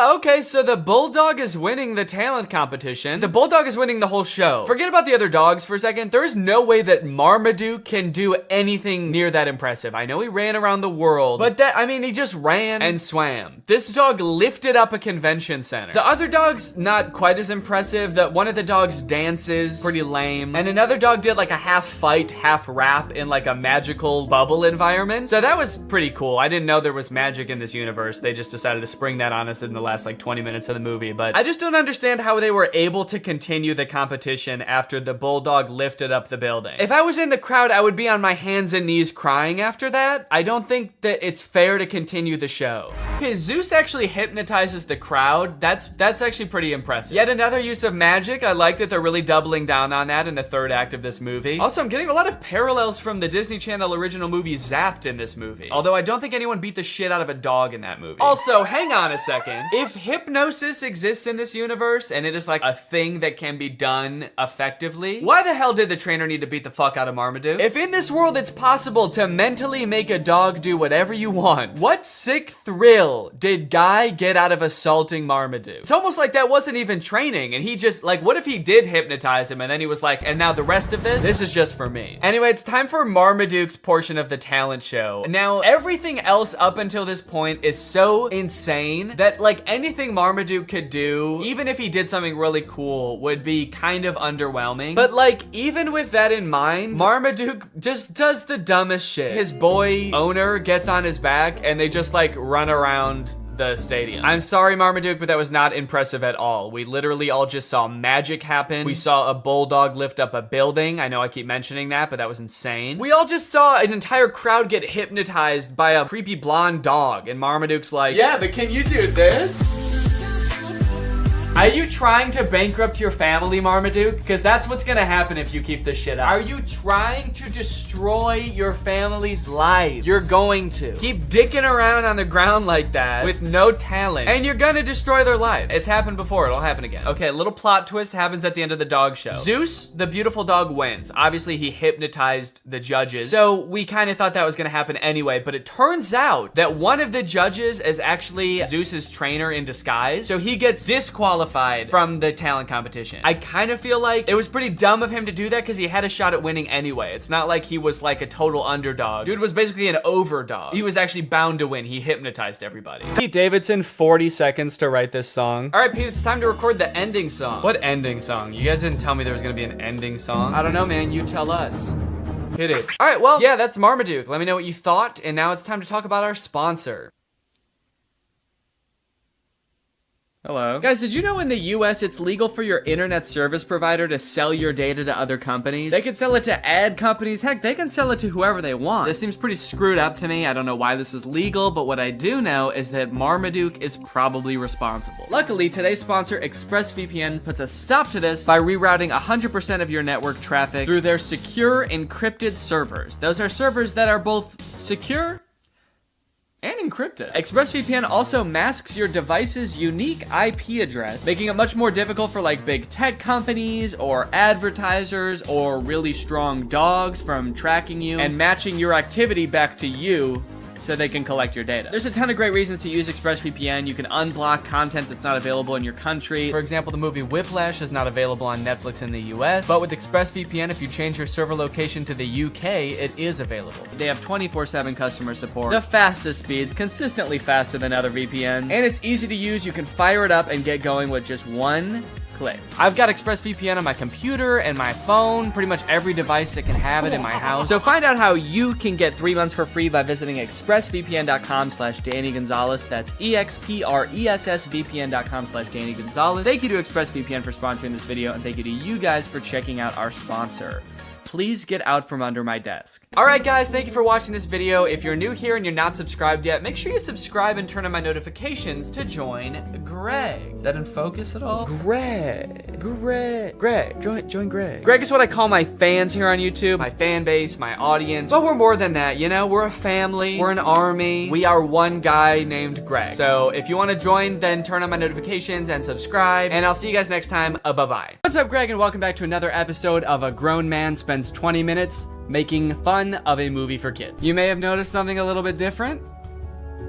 There's a microphone in the frame. I got a new stand for my microphone, and apparently the only way I can get it like close enough to me is by having it slightly in frame. So I hope this isn't super distracting. This would be kind of a crazy way for like one of those faceless YouTubers to film videos. What's up, guys? So today we're going to be talking about Zapped, and after watching this movie, I'm starting to think that the writers of Disney Channel original movies are not capable of writing a movie that's not about a teenager trying to control the opposite sex and mold them and craft them to their liking. You got Pixel Perfect, a movie about creating like the perfect girl pop star, How to Build a Better Boy, pretty self-explanatory in the title on that one. And then you got this movie Zapped, which is about Zendaya discovering that her dog training app can actually train boys to obey it can train boys to obey her every command.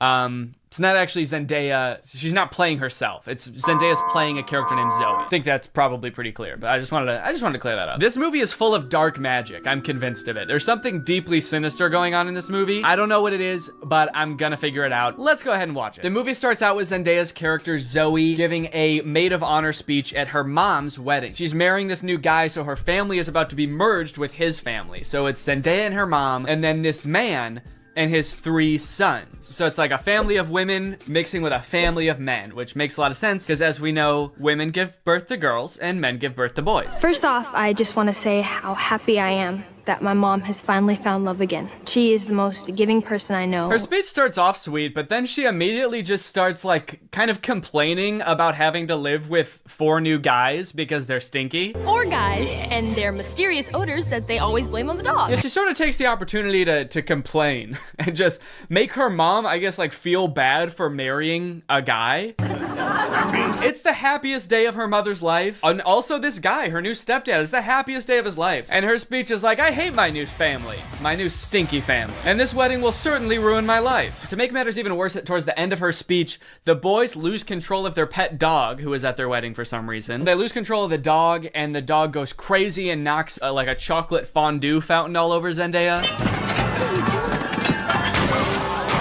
And at this moment, I couldn't help but remember that Zendaya's character in Euphoria is supposed to be the same age as Zendaya's character in this movie, and their lives are drastically different. Throughout this movie, you will find that the characters are like super weird. They're like caricatures of people that don't exist in real life. And to show how much it's gonna suck really living with the boys, the writers of this movie decided to have the next day start with Zendaya's new stepdad screaming in the hallways, getting everybody ready for school. But then when he sees Zendaya come out of her room, he like doesn't know how to talk to her. Hey, morning, sport. I mean, hi, girl. Hi, girl. It's like, dude, you're 50. Have you never talked to a girl before? The movie then establishes why each one of the new guys that she lives with is like gross in some way. One of her little brothers is really messy. The other one's always like cooking gross stuff. Which is like a weird character trait. I get the messy younger brother, but like the gross cooking younger brother, is that a thing? Is that something I'm supposed to be able to relate to? And then the oldest of the brothers is like always frantically running around. He's like always late for something. He's really scatterbrained. My pants! Where are my pants? Where are my pants? Where are my pants? Okay, excuse me, can we just establish a few ground rules here? You're not wearing pants. Please stay out of my personal space bubble. Look, Zoe, I have morning basketball practice, and then a players meeting, and then a captain's meeting, and then even more practicing. Kind of weird to respond to a request about like not invading my personal space when you're not wearing pants by saying like, but Zoe, I've got basketball practice. Like he fully like bumps his butt on her while getting ready in his underwear, and she's like, can you not do that? And he's like, sorry, sometimes when you're busy you just gotta rub up on your stepsis in your underwear. What don't you get? I'm in many extracurricular clubs, okay? Along with moving into a new house with all these boys, she also starts attending her new school, which is the school that her brother goes to. And you know how in Disney movies there's always like the distinct cliques, like there's the popular crowd and then there's like the stoners, but they never say stoners in the Disney movie. They're just kind of like, these are like the kids who wear jean jackets. This movie has the most insane high school posses ever. You got the skateboard boys. Okay, that's pretty normal. The next group she sees are the shirtless workout boys. And then just the straight up stinky boys, where the only like defining characteristic is that they're dirty, flea-ridden, smelly boys. You can hear like flies flying around them. What clique is this supposed to be in high school? And then there's the popular group, one of whom is also pretty stinky himself, actually. The Tripster? The Tripathon? It's me. I'm Trip. Oh. Bart Bomb. Oh. The movie sort of writes this off as like, well, this is just something boys do, you know? New school, you gotta kind of accept what boys come with it, you know? Boys will be boys. No. That is actually not what boys do. That is something that just one very specific boy does. It's me. I'm Trip. And he needs to be stopped. I cannot remember a single moment in high school where a boy walked up to a girl, let alone like the new girl who's already like scared and doesn't know anyone and is like, hey, I'm gonna fart in your face now. Welcome to the school, smell my ass. But it's not all bad though. She does make a friend on her very first day. And in typical Disney Channel movie fashion, she is wearing a fedora. Every Disney Channel movie has to have a token fedora blazer wearing character. But the boys here are cute, aren't they? All of them. I think we have the highest percentage of cute boys in the entire greater Westlake area. Unlike Zoe though, she actually kind of likes the boys at the school. She's like, sure, they may have their flaws, but they're pretty cute. Wow, you seem a little Oh, boy crazy? Yeah, that's the official diagnosis. Hold up. This girl has a picture of a boy that goes to her school in her locker. Is that a thing? I remember in like middle school, girls would have pictures of like celebrity boys in their locker. Imagine seeing a picture of you in somebody else's locker. I'd feel like I was being hunted. It's weird to have his picture in your locker. It's even weirder in the movie when we find out that she also actually has pictures of him printed out on her pillows in her bed. Gulp. That's scary. Imagine if they start dating, she's like FaceTiming him in bed, and she like accidentally tilts the camera a little bit to the side, and he just sees his own face next to her. Wait, what was that? Is that me? Of course, Zoe does have a love interest in this movie, and he is introduced early on. It's this guy. Every boy in the movie is depicted in a negative light except this guy, because this guy, he's not like other guys. Mr. Kale, pay attention. There will be a quiz. On the praying mantis? Sphodromantis viridis, carnivorous member of the phylum Arthropoda, class Insecta. Wow, he really is different than all the other guys. He knows about praying mantises. Most guys around this school don't know shit about bugs. Yeah, the movie really seems to depict this guy as like the way that guys should be. Guys shouldn't be stinky and messy, okay? Guys should wear beanie and sunglasses and know shit about bugs and be 35. I know I talk about this in like every Disney Channel original movie video that I make, but this guy literally looks like he's 30. Maybe he was held back for being too cool or not not being stinky enough. That seems to be a requirement at the school. He went on stage to accept his diploma, and they shook his hand and they were like, wait a minute, why isn't your hand sticky? Actually, there's no flies flying around you. Get out of here, dude. Back to freshman year. No wonder you do the silent lone wolf sunglass rebel thing. Oh, it's pancake mishap this morning. No, I'm not looking at that. Okay, well then what are you looking at? I'm looking at you. Creepy. Stops in the middle of the hallway just to stare her down. I think I've got you figured out. Oh, really?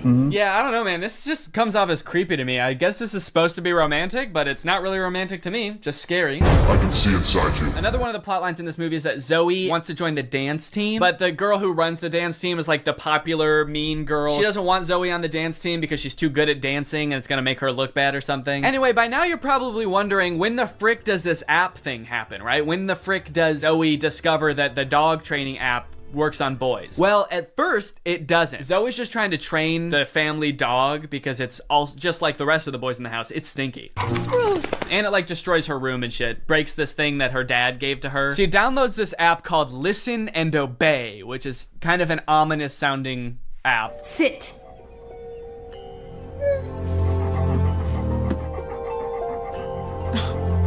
Shake. Right away, this app is already clearly cursed with dark magic, right? And the dog can even tell too, because you know what the dog does the second he realizes what's going on? He grabs her phone and runs off with it and tries to destroy it, presumably to break the curse. And then what happens next is honestly the most confusing part of the movie, okay? So the dog drops the phone in the bath. Her brother gets it out and tries to swing it around to get the water out of it. It flies out the window, swings around a satellite dish, slides down a solar panel, and lands in dog food. And from here on out, that app is now able to control boys. Any man or boy this app can control against their will. Sit. And at first, while watching this movie, I didn't even think it was that weird. I didn't even give it a second thought. I was just like, okay, yeah, so something magical happened and now it can control boys. That makes sense. But like, what? What happened to the phone? I don't understand how solar panels and satellite dish changes the app from dog-based to man-based. Like, you'd think at the very least something having to do with like men would happen to the phone. Like the phone lands in like a bucket of buffalo wings or like flies through a football field. I'm just curious to know if that fucked up other apps on the phone or if it's just the dog training app. Now, whenever a boy likes one of my tweets, he goes into a coma for 3 years. And don't even get me started on the weather app, because every time I check that, boys start falling from the sky. Anyway, let's just say now that she's got the ability to control boys, she has a little bit of fun. Boys are acting weird. Dude, he farted twice in midair in such rapid succession. They added in 2 fart sound effects. Kind of impressive. I'm trying to imagine how she's gonna use the app to get herself out of this one. Stop farting. Take it back. Take the fart back. Suck it back up into your ass. Oh, how am I doing this? But no, she just uses the app to utterly humiliate him in front of his friends. Go to the bathroom. Oh, wait! No, not here. I'm still confused about some of these cliques, by the way. Like, what are these nerdy kids supposed to be? Look at this kid in the green sweater. How he acts when nobody high-fives him. What is that acting? I guess your dog app doesn't work on girls. Maybe because girls aren't dog-like enough. They're too catty. Ah, that's funny. Girls are catty. What the fuck does that mean? Boys are dog-like? What the hell? I mean, I guess in this universe they kind of are. They're like flea-ridden, mangy boys. Why do we smell like we smell? So pretty much like the majority of this movie is just Zoe using the app to like get what she wants and make all the boys at the school act exactly how she wants them to. She turns the skater boys into gentlemen. She goes up to the nerdy gamer kids and tells them to like go do yoga instead of playing video games. Let's go do some yoga. And her brothers, dude, don't even get me started on what she does to her poor brothers. I'm taking the brothers' side, all right? They did nothing wrong. Her poor brothers were just living their lives until Zoe moved in and tries to fix them. Be clean. Holy moly, it's filthy in here. Her messy brother, she tells to be more clean, which turns him into this like hyper-hygienic husk of his former self. I need a sponge and soap and paper towels and a power washer. For the rest of the movie, he's literally he's scrubbing everything frantically in a panic. Anytime there's a mess, he's like, I gotta clean it up. She tells the gross cooking boy to cook less gross stuff. Start making less gross food. So he's like cooking 5-star meals for the rest of the movie. And then the oldest brother, she tells him to be more focused. Be focused.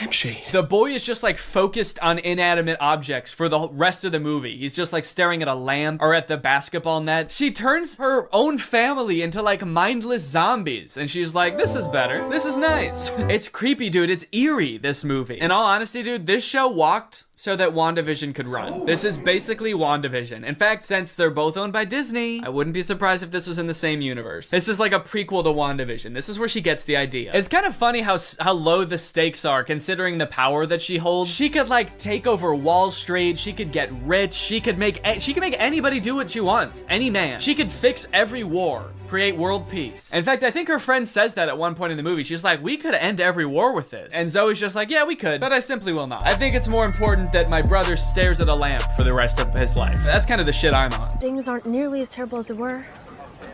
Then again, I'm talking to a dog, so I might just be losing my mind.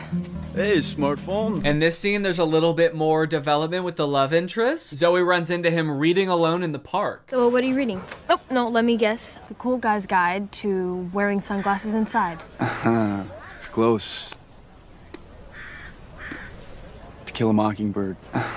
I feel like when he holds up that book, we're supposed to be like, wow, he really is not like other guys. Except that, like, that is required reading in most high schools, so he actually is like other guys. He's like every other guy. To Kill a Mockingbird's sort of my favorite book. My second favorite is The Great Gatsby. Third favorite is Geometry 101. I just love to read, what can I say? Eventually, things start to get a little crazy at school, and Zoe realizes that she probably shouldn't be controlling people like this anymore. People are getting into fights and stuff because the new cliques at school are just like not meshing well. So Zoe's like, all right, I'll just make them stop. And she tells the app to stop. And then of course, everybody just stands still and freezes. And so she's like, oh no, I can't reverse the commands. If I tell them to stop, they're just gonna literally stop. And so then like many more days go by and she's just like, well, I guess I can never reverse the thing. And it's like, well, what if you just said, hey, ignore all the commands I gave you, instead of just saying stop and being like, oh, it didn't work. The movie continues to get even more dark to like a startling point. There's a creepy ass scene where the whole JV dance team wants to resign because they don't like dancing anymore. And Zoe's like, how about I use the app to make you dance instead? And so there's just a scene of them all like sadly dancing as their hearts aren't in it, but they are being like physically forced to dance. And the movie even goes so far as to make Zoe force the love interest to kiss her with the app. Kiss me.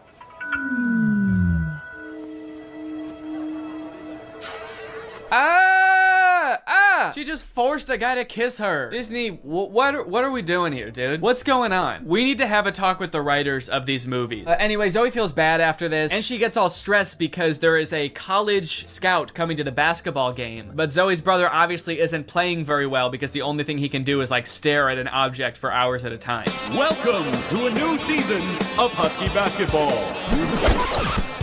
The Huskies have been struggling with practice, and there's a college scout in the stands. So tonight's game could be a nail-biter. I like that the scout is writing stuff before the game even starts. What do you think he's writing? Ball round, court shiny, boys stinky. Just as the beginning of the movie made no sense, the ending also makes no sense. The phone falls into the wrong hands. The popular girl figures out that Zoe is using it to control people. I don't know how she figures it out. She just like sees Zoe holding it during dance practice and she's like, she's holding her phone while dancing? She must be using mind control. I gotta get that phone. Anyway, she steals the phone. At the basketball game, she just like starts making everybody obey her every command. Bow down to me. In order to get the phone back, Zoe's like, how about I just do whatever you want? I'll do anything you want. Just say the command. Hands. And then this happens. Roll over.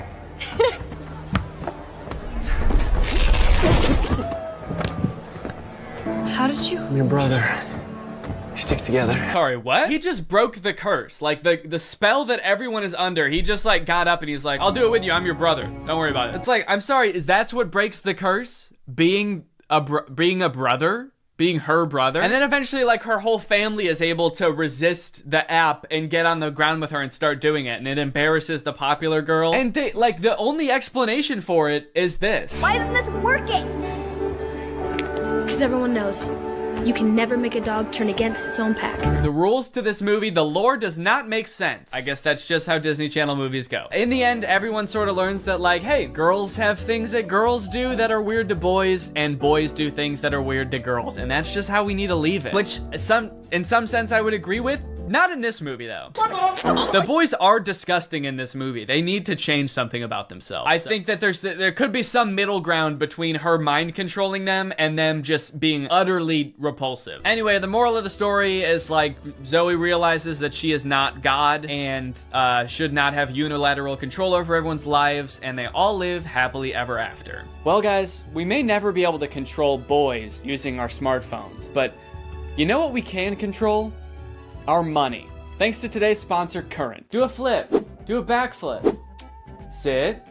Speak. I love you, Father. Good boy. That's right, guys. Today's video has been sponsored by Current. Current is the future of mobile banking. You guys have heard me talk about how awesome Current is before, how flexible they are, how transparent they are with things like no hidden fees. But today, I've got something new to talk about, and that's interest. Because Current just launched a new feature called Interest where you can earn 4% APY on your money. That's 4% for your money literally just sitting there. That's right, you don't gotta be throwing money at the stock market or buying NFTs and investing in cryptocurrency to get some return on your money. With Current's interest feature, you literally just get 4% for your money just sitting there. And as if that's not already enough reason to start using Current, I am once again going to be giving away $5,000 with Current's help. So go ahead, download Current, make an account, use the code DANNYINTEREST for a chance to win, and so you don't miss out on that 4%. Signing up for Current is totally free to do. You can do it right now. So honestly, there's really no reason not to. All right, well, thank you to Current for sponsoring this video, and thank you to you guys for checking out Current. They've been a long-time sponsor of the channel. They've helped me do some amazing things,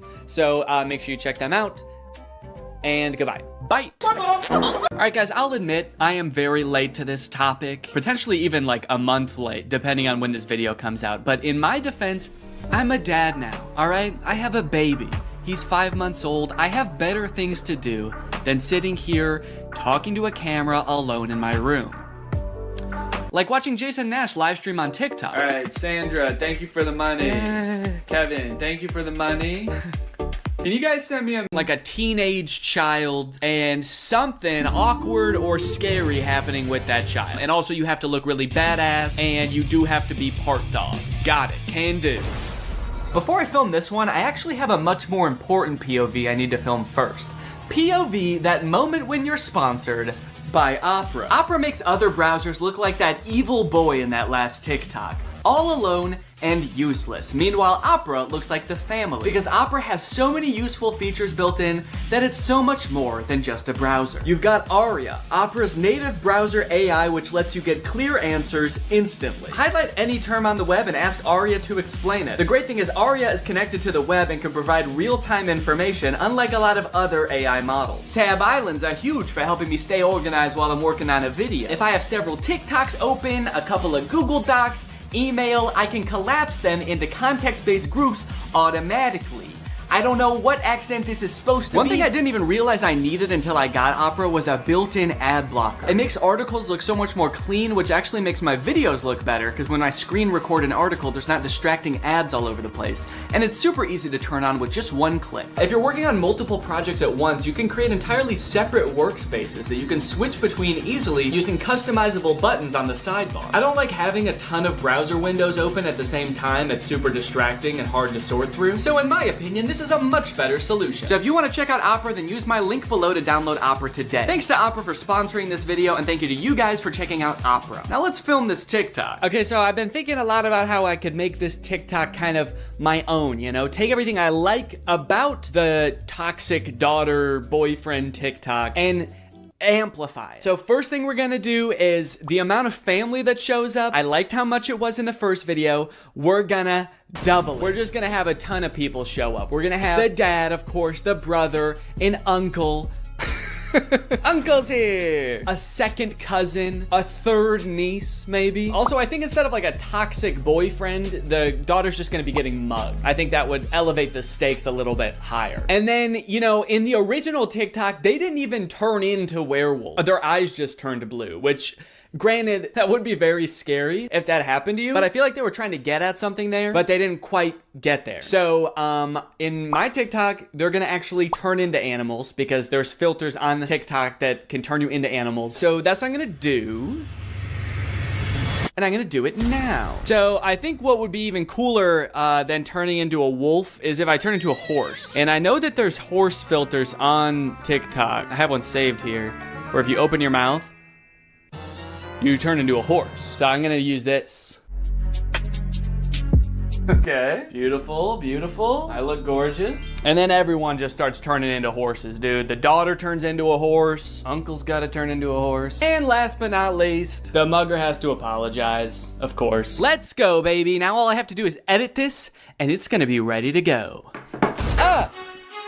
Now this dad is a whole different type of dad. His name is Brian B. Toe. I thought Toe might be his last name, but the way it's spelled out in his profile actually makes it seem like Buto is his last name. I thought B was just his middle initial till I saw this just now. Say what you want about Brian, but he do be Toe. And I think there's a lot we can learn from Brian's TikTok. Stuck in a generation where loyalty is just a tattoo and being fake is a lifestyle. Where the real ones at? Man, Brian's so cool. I thought he was a teenager for a second because of how cool he's dressed. Hey guys, I'm just skateboarding with my backpack to school. I mean work. I hope my teacher is cool today. Oh, I mean boss.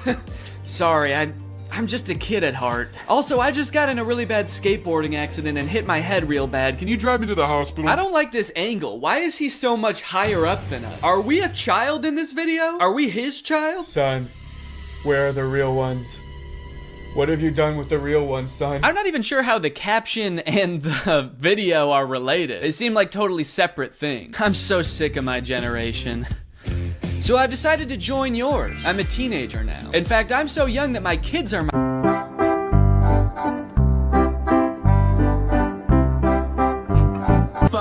All right. Now, obviously, I don't like this video. I don't like it one bit. But I'm mature enough to realize that I'm not the target demographic for this video. This video is for MILFs. And I'm not a MILF. I'm at most a DIL.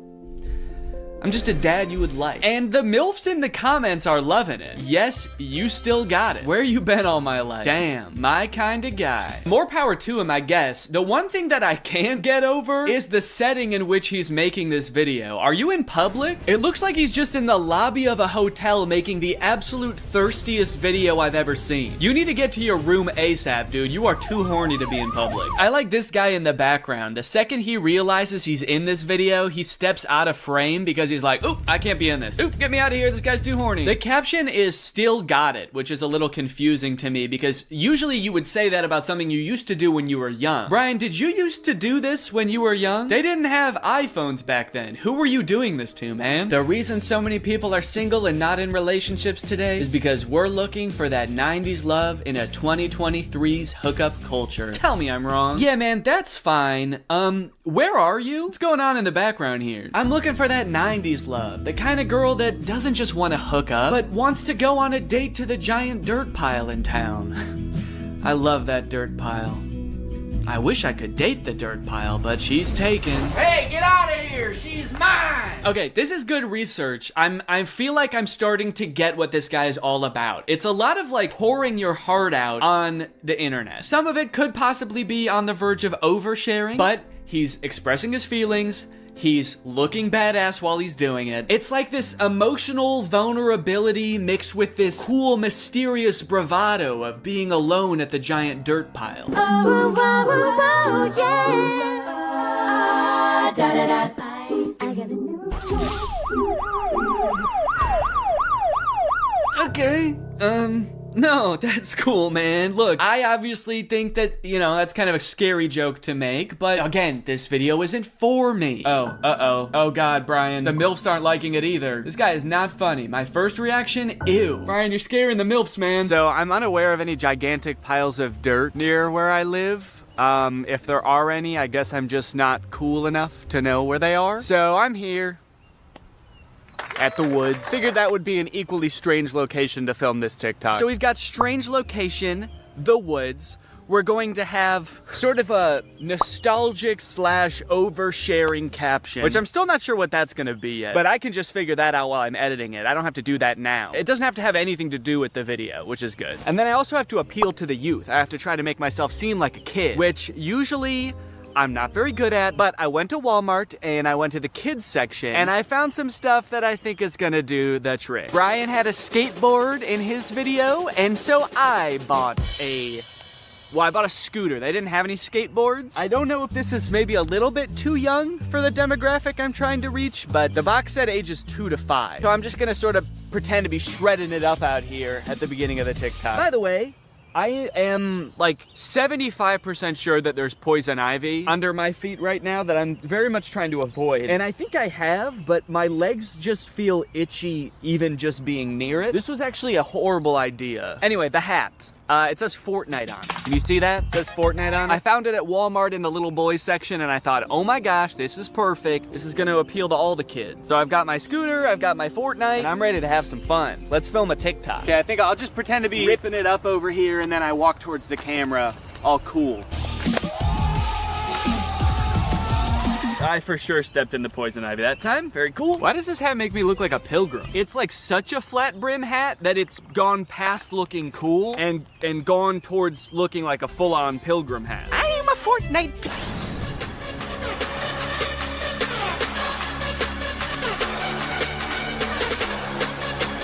This one's just kind of a fun one. It's just a picture Shaq posted with like 20 seconds of music and then 20 seconds of silence. I don't know. Could be the mood.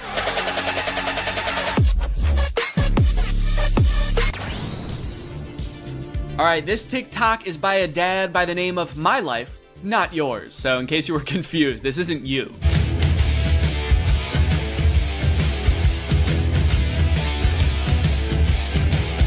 Yes, dude, thank you. This is the kind of energy I'm looking for. When your kids need you, you drop everything. And you don't walk, you don't run, you don't even drive. You jump through the air like a giant bunny and you land right where they are. I guess we don't see where he lands. It would be kind of funny if it like cut to a reverse angle and he just landed at the bar. But one TikTok in, I am liking this guy's style.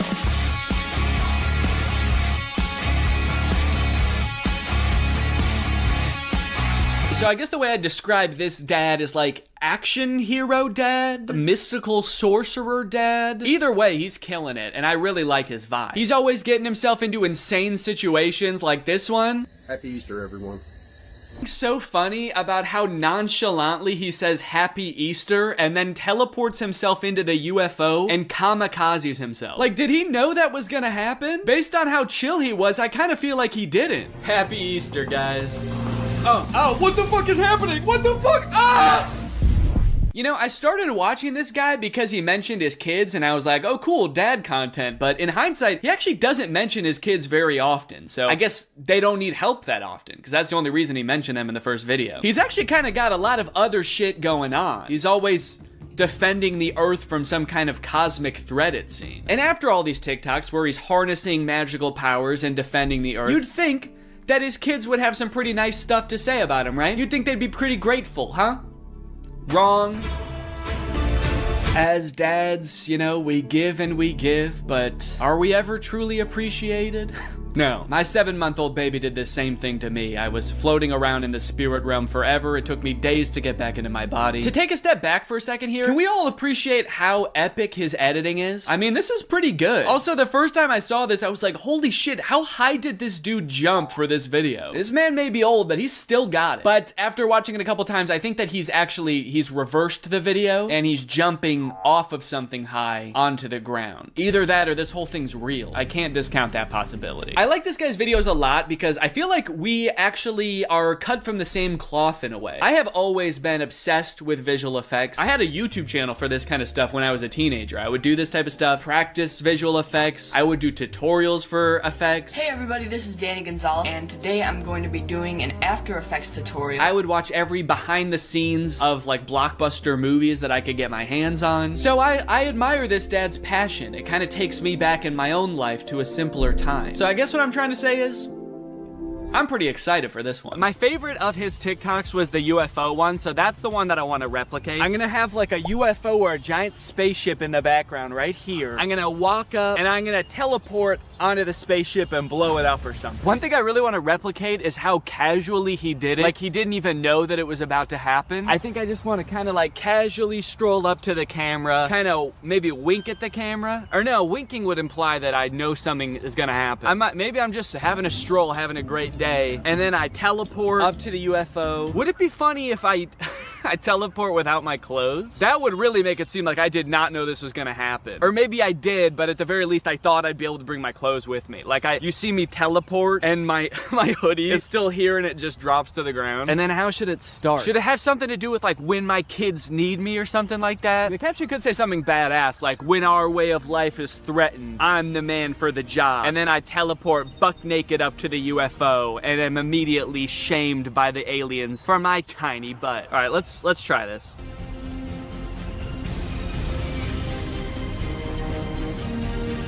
Okay, and then I'm gonna take off my hoodie, put it right where I was, and then drop it. Okay.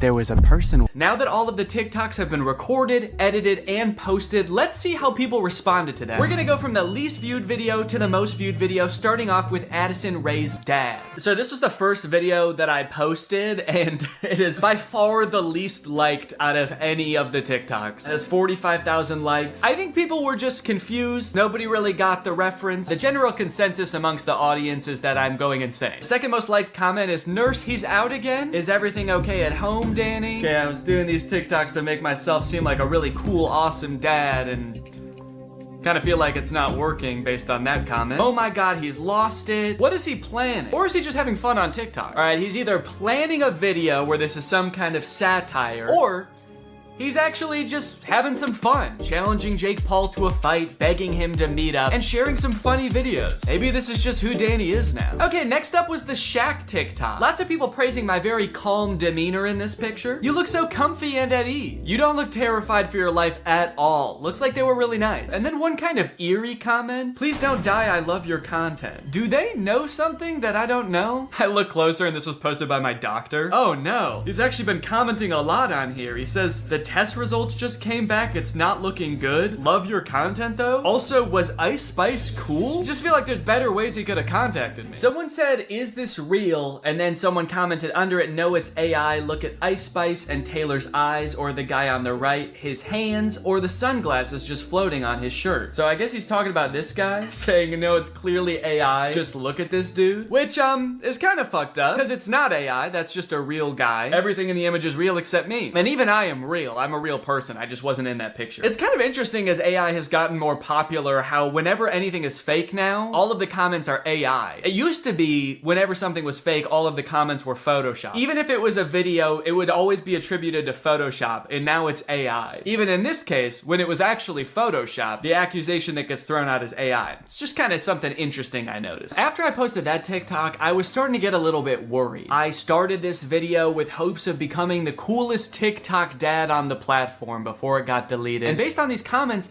I was beginning to worry that being a good dad didn't have anything to do with TikToks or Ice Spice. But don't worry, the comments on this UFO video fixed all of that. Thank you, Danny, we all say in unison. A modern Shakespeare brought tears to my eyes. I saw this on the news, so heartbreaking. Thank you for saving our children, Danny. Wow, this gave me chills. The things we'll do to protect our children. I mean, I don't exactly know what you did in this video, but thank you for doing it. You definitely did something to protect our children, I think. I would unironically watch this as a movie. Yeah, this TikTok was good, but I just wish it took 2 hours. Oh, Danny, where do I even begin? You are the light to my world. You are the sunshine, Danny, my only sunshine. You make me happy when skies are gray. You'll never know, dear, how much I love you. Can't talk, saving the world.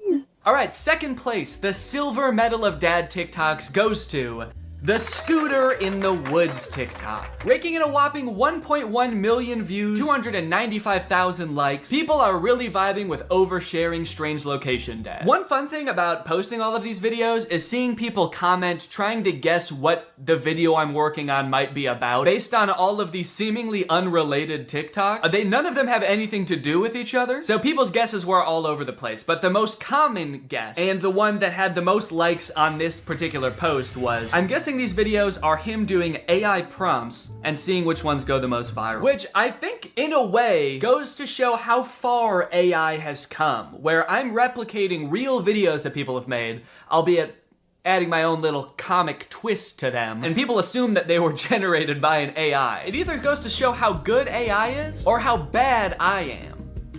Either one. Someone said, too creeped out by Danny's facial expressions to even read the words. That's right, baby, that's my whole plan. I creep you out so much with my facial expressions that you don't even get a chance to notice I just admitted to burying someone in the woods. And finally, my most popular TikTok with 1.6 million views, POV Dad. With such praise as, this has to be for a video, and Danny, this is brain rot. You know, as a father, it's really important to me to have a positive impact on the minds of the next generation, so it means a lot to me that you would say that. Wonder what the new video is gonna be. What, a guy can't just fantasize about his imaginary daughter getting mugged and then his ragtag family coming to her rescue without people getting suspicious? I think that really says something about society today, and as soon as I figure out what it says, I'm gonna be pissed. Look, at the end of the day, we can laugh and giggle at all of these TikToks, but I think it's important what I learned from all of this, which is nothing. But you know what? I love being a dad. It is the best part of my life. I love it so much. And being a dad is an important job. And if you're a dad and you're working hard to give your kids a good life, there's nothing wrong with getting online every once in a while and posting a silly video or two. Sometimes you just gotta post on TikTok to take the edge off, baby. So here's to all the dads out there. I will toast my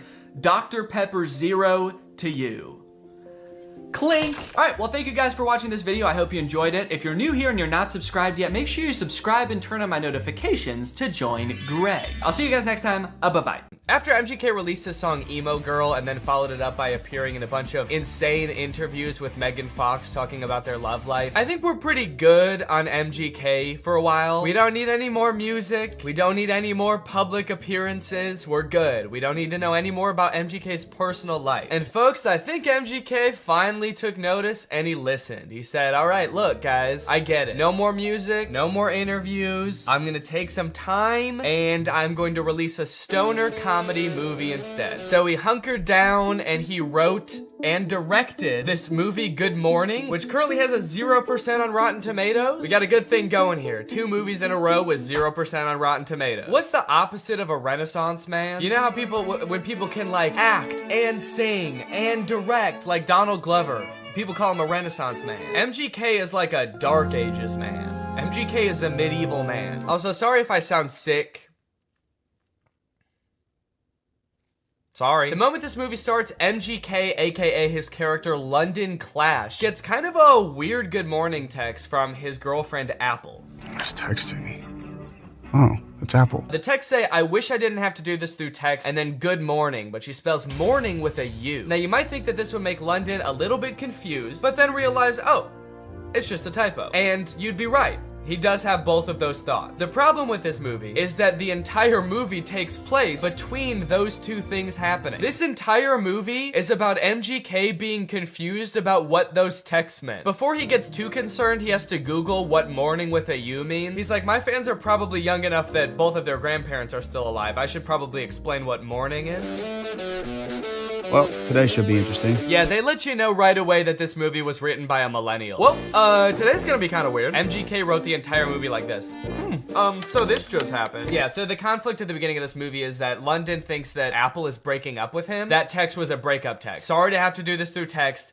Good morning, as in like happy morning our relationship. What kind of person is Apple that he assumes the text good morning means have a good time with your depression now? Look, this relationship isn't working. We're just growing apart. I just feel like you need to have a happy morning now. A happy grieving to you, good sir. When they introduce this character, she better be like wearing a top hat and carrying around a cane. It's gonna make a lot more sense when that happens. Good morning, good morning.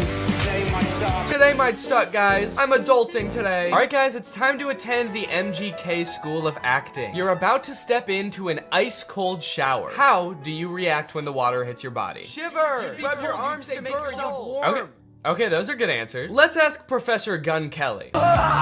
Ooh, sorry, you guys all get Fs. Your punishment? You have to look at MGK's ass. That is just horrendous. I never wanted to see that. You know why it sucks when you're going through it with your partner? You're not going through it with your partner. She sent you one understandable typo, dude. Everything's fine. You're fine. Yo, does this look like a breakup text to you, or am I tripping? Yes. Yeah, dude, take it from the weirdest looking man you've ever seen who falls asleep in his cereal mid-conversation. That's a breakup text. I don't mean to shame this man's appearance. I think Cody Ko looks great here. This is Cody Ko if TMG made hyperpop music. This man has never sent a normal text in his life. I'm surprised he wasn't like, no, that's about as incoherent and cryptic as I usually am in my text. You're probably fine. His friend is clearly sick. At the beginning of the scene, he throws up on the microwave, and at the end of the scene, he drowns in his cereal bowl, and MGK leaves him to die. MGK, your friend is sick. Help him. And so am I. Goddamn. Also, just like a fun little continuity note, at the beginning of this scene, there wasn't a water bottle on the table, and then at the end of the scene, there is. So, that's probably why this movie has a 0% on Rotten Tomatoes. Ass continuity. I am a stickler for details. Meet Kennedy. Uh-oh, guys. Megan Fox is here, and she is not like other girls. Megan Fox plays a girl named Kennedy, who's actually not the main love interest in this movie. Her character is actually lesbian, and at the beginning of this movie, MGK explains how, like, she hates boys, but she lives with all these boys, and so she's moving out, which MGK explains right after he forgets his line. It's in rice. Come on, you got it, dude. You wrote the movie, you should know it. Please don't move out. Yes, he did it. He remembered. It's a pretty long line. I'll cut him some slack. Throughout the beginning of the movie, they're constantly introducing new characters, and every character in this movie has some kind of weird quirk. This friend, like, did too many drugs at a music festival, and now he's kind of loopy. This guy is always throwing water balloons at people. This guy, like, smokes a lot of weed. It seems like MGK wrote this movie with just a bunch of crazy, weird characters, because the only, like, joke that he can think of to put in this movie is another character saying something weird or dumb, and him just kind of looking at them being like, that was kind of weird or dumb. Mercury is in Everglades. It's retrograde, Leo. Every time he introduces a new character, there's narration that explains what the weird quirk about these characters are. This is Angel. Meet Maxine Goldberg. But they kind of don't, like, explain really what I want to know about these characters. This is Dylan. I met him when he was working. Make sure you subscribe and turn on my notifications to join Greg. We are the fastest growing army on YouTube. Do not look that up. I'll see you guys next time. Bye-bye.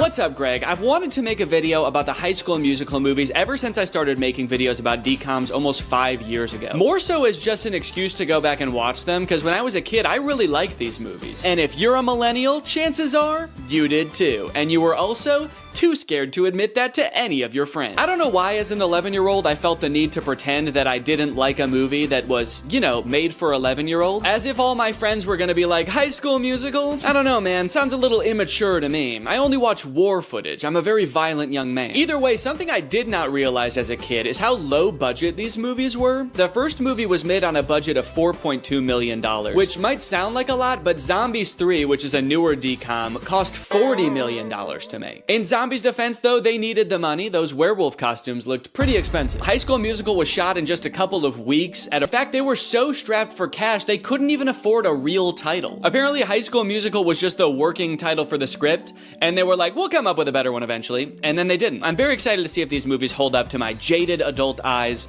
So let's start with the first one. Let me introduce you to the two main characters of this movie, Troy and Gabriella. They don't know each other yet, but they're both on vacation with their respective families at a ski resort on New Year's Eve. And right away, this movie shows you everything you need to know about these characters in like 2 minutes. Gabriella is nerd girl. She doesn't want to go to the teen party because she's busy reading a book. Meanwhile, Troy's dad is the most stereotypical Disney dad to ever grace the screen. Not only is Mr. Bolton Troy's dad, so instead of getting ready for the parties, he's making Troy run drills in the hotel gym. Am I going left? Yeah. He looks middle, you take it downtown. Well, Troy, it's New Year's Eve. You know what that means. That's right, Dad. I might finally get my first kid. Fake right! Take the ball downtown! Troy's mom comes to get them for the party, and Troy asks if he can have one more basket with all of the confidence and swagger of a real high school jock. Come on, one more. One more? Just one more basket, please. Troy shows up to the teen party and is immediately yawning his face off. All right, hell yeah. This is clearly a popular jock who knows how to party. Somehow, despite being the two most bored people at the party, to the spotlight operator's credit, they actually do crush it. They both get up there and they're nervous at first, but then all of a sudden, Troy's voice, it's like it changes almost, actually. It's like his voice changes from his voice to like a professional singer's voice. Because that is what happens, actually. Living in my own world. Now who'd have ever thought that? I think this might be like the most well-known High School Musical trivia, but for the vast majority of the first High School Musical movie, it's not Zac Efron's voice singing. He had a voice double. His name is Drew Seeley, and he never appears on screen in the movies. He also apparently didn't even realize how big of a movie High School Musical was, and forgot that he had done the vocals for the movie until it came on the TV while he was working a shift at P.F. Chang's. Apparently, he tried to convince his coworkers that it was really him singing in the movie, and no one believed him. It's kind of funny because the whole point of the movie is kind of like, hey, basketball guys can sing too if they wanna. But not this basketball guy, actually. You don't want to hear this basketball guy's voice. So they crush the song, and then, actually, I don't remember this scene. Yeah, I don't know what happens here at all. Looks like the teacher is about to maybe give some kind of speech about today's sponsor? This video is sponsored by the Pokemon Company International. And they've sponsored this video because they want me to share some very exciting news with you. A Pokemon Day celebration is taking place in Pokemon Trading Card Game Pocket right now. There's a new themed booster pack, Triumphant Light. And players can receive 3 booster packs for free just by logging in. And these booster packs, mind you, are guaranteed to contain at least 1 card of 4 diamond rarity or higher. By completing special missions, you can also obtain a unique display board, as well as Space-Time Smackdown packs, 500 trade tokens, 12-pack hourglasses, 24 Wonder Hourglasses, 24 Trade Hourglasses. Not to mention, at the end of March, ranked matches are coming to the game. So get your favorite decks ready and get ready to battle, baby. Pokemon Trading Card Game Pocket is a free-to-start game, available right now for download on iOS or Android. So go to this link or click the link in the description to join now. Log in, have some fun, and enjoy the Pokemon Day celebration. And now back to Troy. But unbeknownst to him, there's a new student at East High. I reviewed your impressive transcripts. I expect your light will shine very brightly here at East High. I don't want to be the school's freaky genius girl again. Freaky genius girl? What did you do at your last school? Troy notices that Gabriella is sitting in the back of their drama class, and not to be nitpicky, but this drama class scene lasts for 2 minutes, but the class happens in real time from start to finish in that 2 minutes. The bell rings. They sit down, the whole class gets detention, and then the bell rings again and they leave. How long is a school day at East High? Is it like 15 minutes? Troy shows Gabriella around, they catch up a little bit, and it is revealed that East High is having auditions for their winter musical pretty soon. Troy jokes that Gabriella should sign up because, you know, they sang together, and Gabriella's response is basically, fuck no. I'll be signing up for anything for a while. Yeah, I don't know why. I remembered this movie differently. I thought they both wanted to do the musical. Troy seems to maybe want to do it, and Gabriella's like, no, I'm not doing that. No, I don't sing. I'm not a freaky genius girl, and I'm definitely not a freaky singer girl. So, dude, you know that school musical thing? Troy. It's like show music. Yeah, and you guys would never do anything like sing show music, right? Movie. That's the funny thing about this movie. Since it's a movie about a musical, there are several characters in this movie that are opposed to musicals. So it is a little jarring to see those characters seemingly completely unaware that they are literally singing and dancing right now. But on the other hand, I guess it would also be weird if they didn't sing when everyone else was. At the end, when they're all singing, we're all in this together, Corbin Blue's just standing around like... This is lame. There's two parts in the song though where Troy like stops rapping to sing from the heart about how he wants to do the musical. She makes this feel so right. Should I go for it? What do you mean she makes this feel so right? And should I go for it? Gabriella doesn't want to do the musical. It was your idea, and she said no. Don't drag her into this. This girl's making me crazy. No, you're crazy. You already were, and then you met a girl. That's what happened. Also, Zac Efron is 5'8", and presumably so is everybody else on this basketball team, because they're all like the same height, so how good exactly are they at basketball? Okay, on. Wow, where'd he go? Pay no attention to the fact that as he turns the corner, he probably fully saw Troy like... Meanwhile, Troy's dad is just standing there like, huh, that's weird. Could have sworn I saw basketball. Now, when we see the auditions, it becomes immediately clear that while Ryan and Sharpay are basically made out to be the villains of this movie because they're so overprotective of their theater department, they are completely in the right to do so. Not because their audition is really good, which it actually is, but because everyone else's is so bad. It's hard to believe that I couldn't sneeze. It seems that no one else in this entire school can even sing. It seems like they actually don't even have a concept of what music is. So like, yeah, I would actually be hoping I got the lead too. It is funny how they all act like they can't sing, and then anytime there's like an actual musical number as part of the movie, every member of the student body sings their heart out like the Renters do. What's going on there? So Troy shows up to audition, and then Gabriella shows up too. I guess, turns out she actually did want to audition. I don't know. I don't know if Troy threatened her or what, but she shows up. But they are too late to the actual audition, so they don't get to audition in time, but they stick around afterwards and just sing an audition anyway. And Miss Darbus, the director, hears them and decides, you know what, you guys get a call back. Understandably so, she's working with a very small talent pool. Here comes two people who know what a song is. She's got to hold on to that. You can see here. The pain is manifesting itself in Troy physically here, as he can't even shoot a basket without experiencing immense physical trauma. Aren't basketball players supposed to be good under pressure? Especially the captain of the team. Seems like this whole movie we've seen nothing short of the psychological unraveling of Troy because he sang with a girl one time. Hey, we just had another team meeting. We just had another team meeting, man, and we just wanted to say... we forgot about JJ Buckets Jenkins, class of 1984. Does that change your mind? So later, Troy sneaks up onto Gabriella's balcony. Again, huge house, no explanation, to try to win her back. This could be the start of something new. It feels so right to be here with you. Okay. Yeah, I don't remember this part being so pitchy, but this actually is Zac Efron's voice. Here with you. Yeah, this is very uncomfortable. Can we get Drew Seeley in here, please? Start of something new.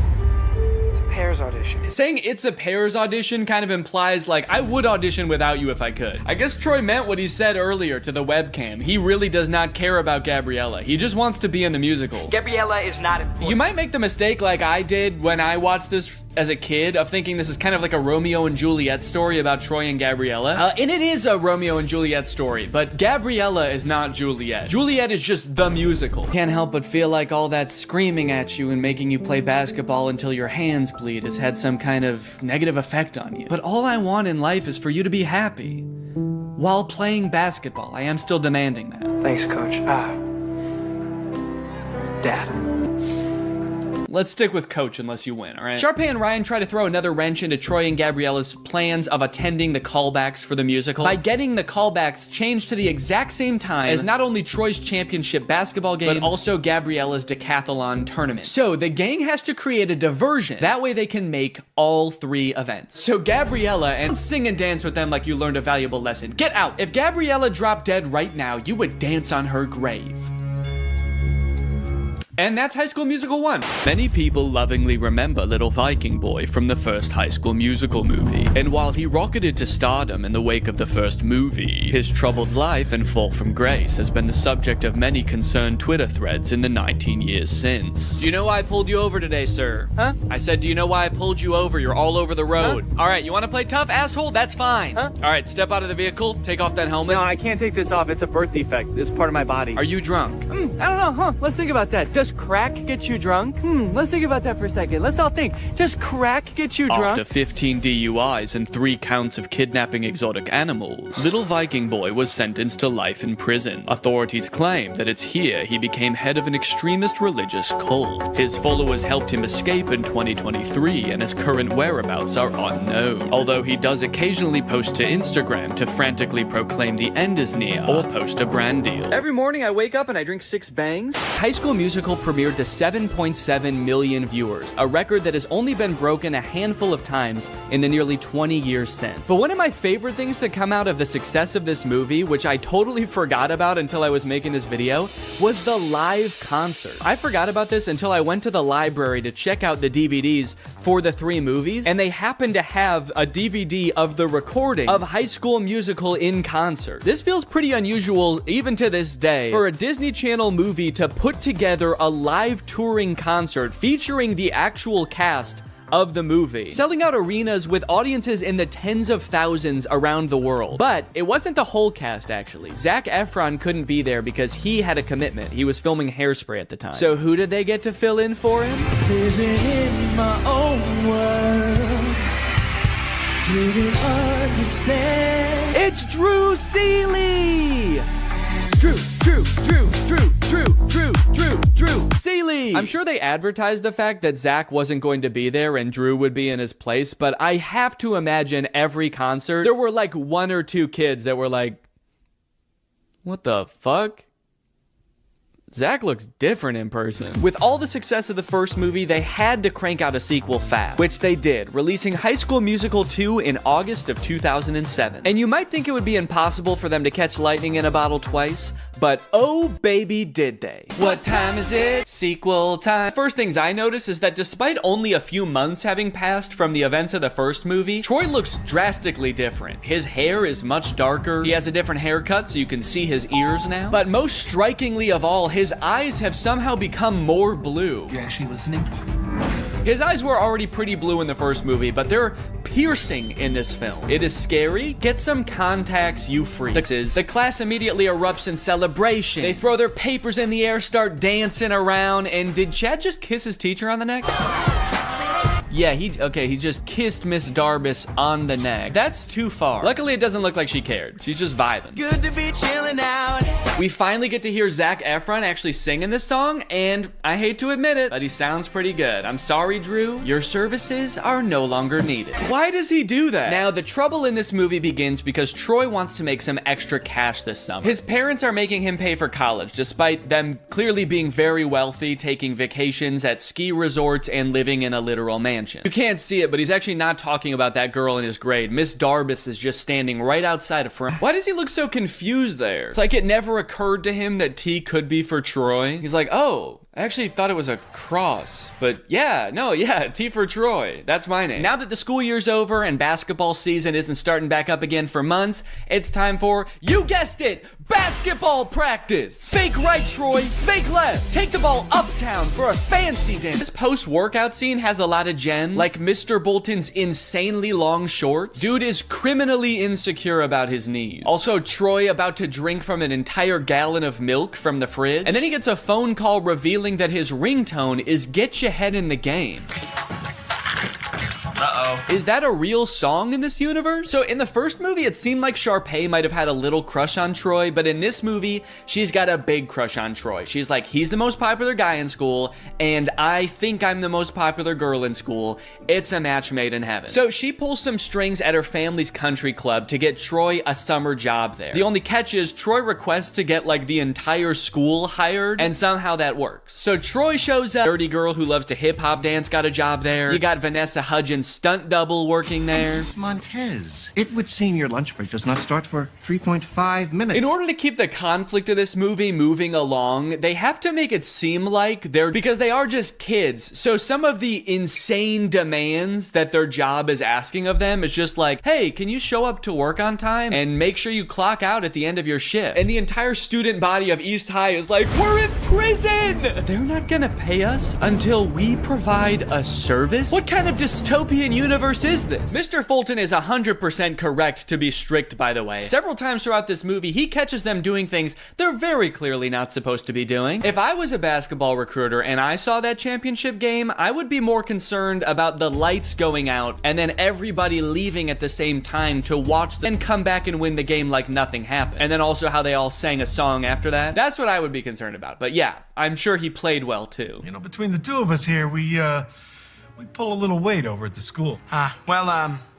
Time flies when you're having fun. I'm not really sure what prompts that reaction. They're like, you know, we could do a lot of great things for your future. We really want to help you, Troy. And he's like, I don't know. I'm getting the fuck out of here, guys. See ya. If that were Mr. Bolton there instead of Troy right now, he'd be barking like a dog. Pay's dad let me play a few holes and then invited me to dinner with some U of A alumni. Really? Oh, wait, Troy's dad is fixing up a car. Look, he has other hobbies. Good for him. Granted, he is propping up the hood of the car with a basketball, and there's more basketball and hoops in the background. And I do kind of feel like if we could see what he's working on, there would just be 5 basketballs where the engine is supposed to be, but it's a step in the right direction. Troy's dad, surprisingly, is all for Troy going for the basketball scholarship. Nothing wrong with keeping your eye on the prize. And that's great. I totally agree with that. Troy should capitalize on these opportunities he's been given, but he should try to make his girlfriend and his friends a priority too. However, that is not what Troy does.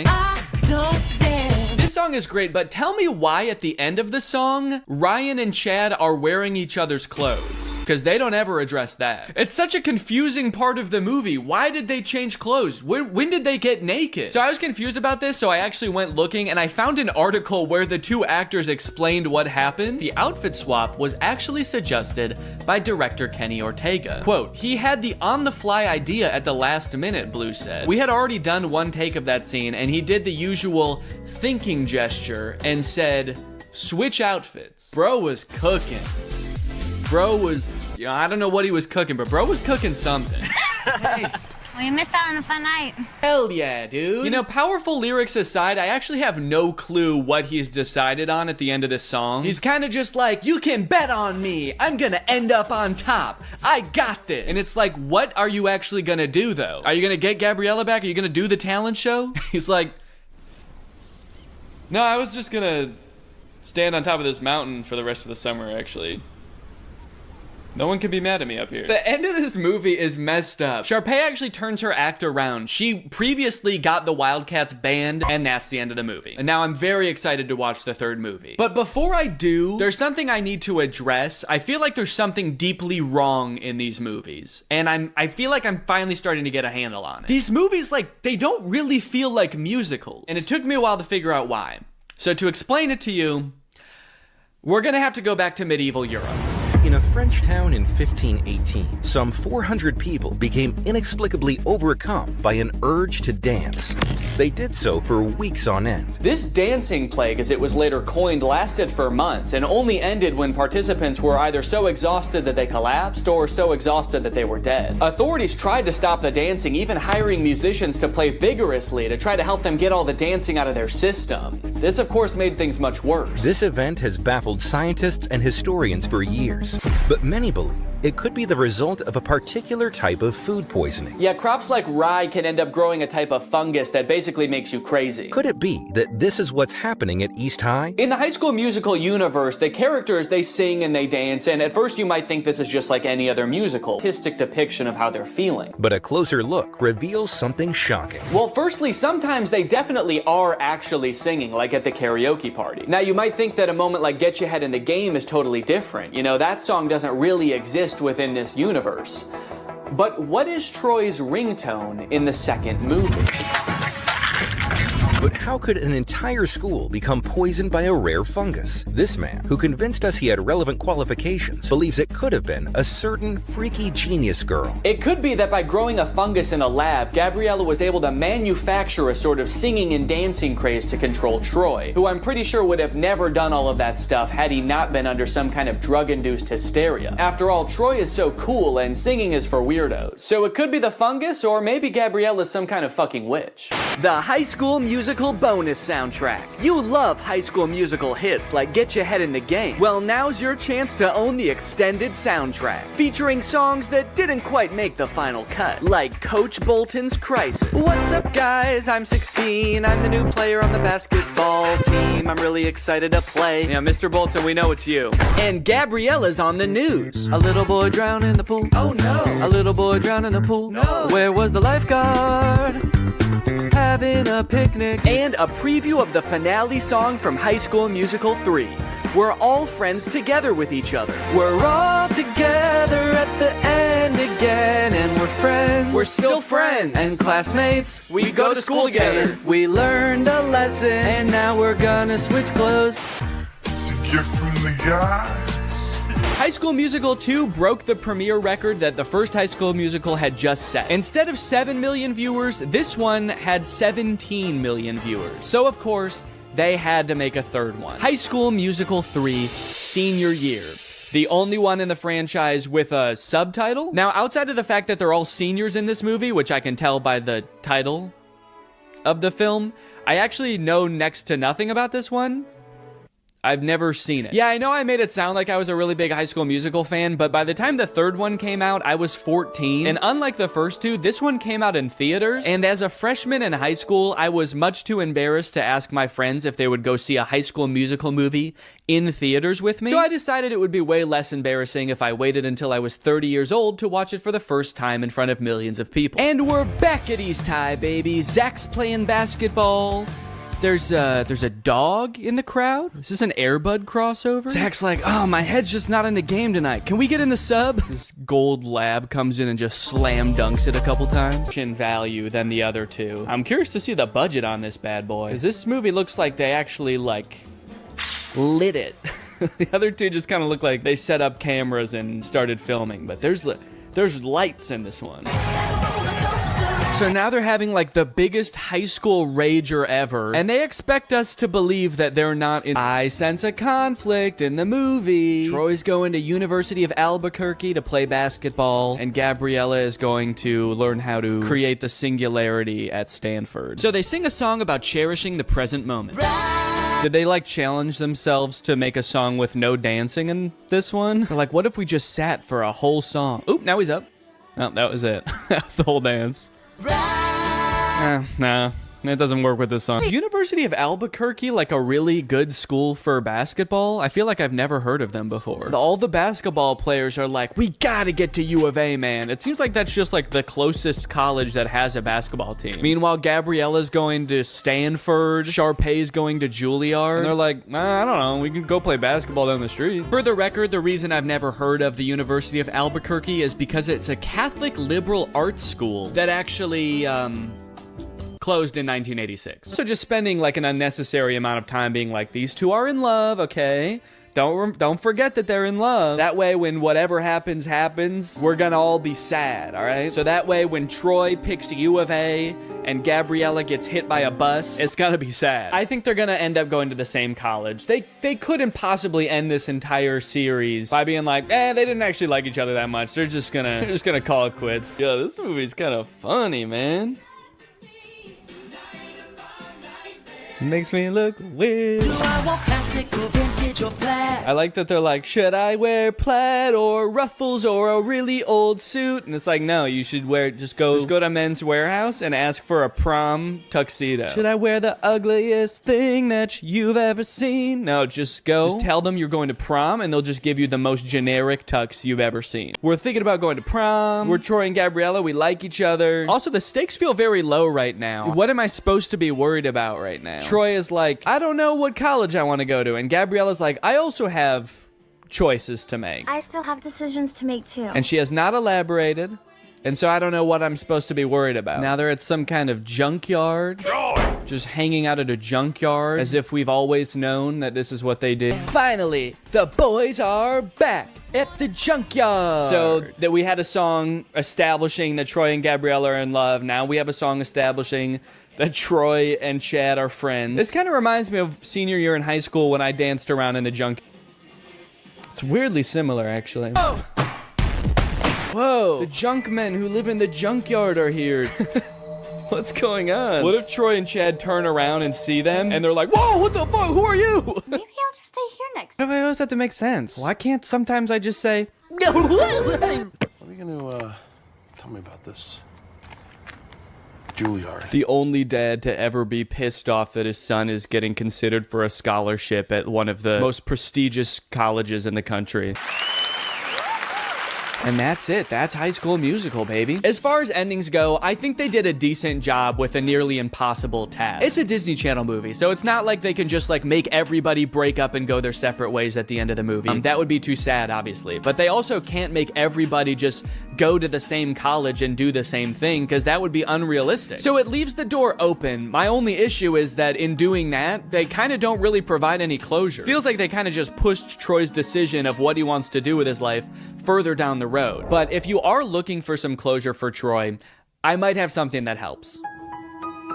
I mentioned earlier that the character of Troy was inspired by one of the writer's real high school teammates. But when I read that for the first time on Wikipedia, I was surprised to find that that teammate has his own Wikipedia article. And that's because that classmate, Lynn Swan, went on to be a professional football player, playing for the Pittsburgh Steelers and winning the Super Bowl 4 times. This man is the real-life Troy Bolton, and that might be the least interesting thing about him. In fact, he might not even know.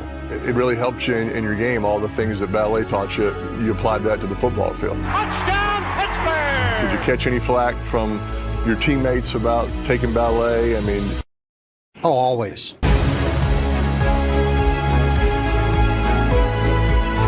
a gift from the guys. But I'll always remember a Hall of Famer who rose to the occasion each time. A plie-making playmaker. But you're a playmaker. Did you ever think maybe I could be both? Who could defy gravity.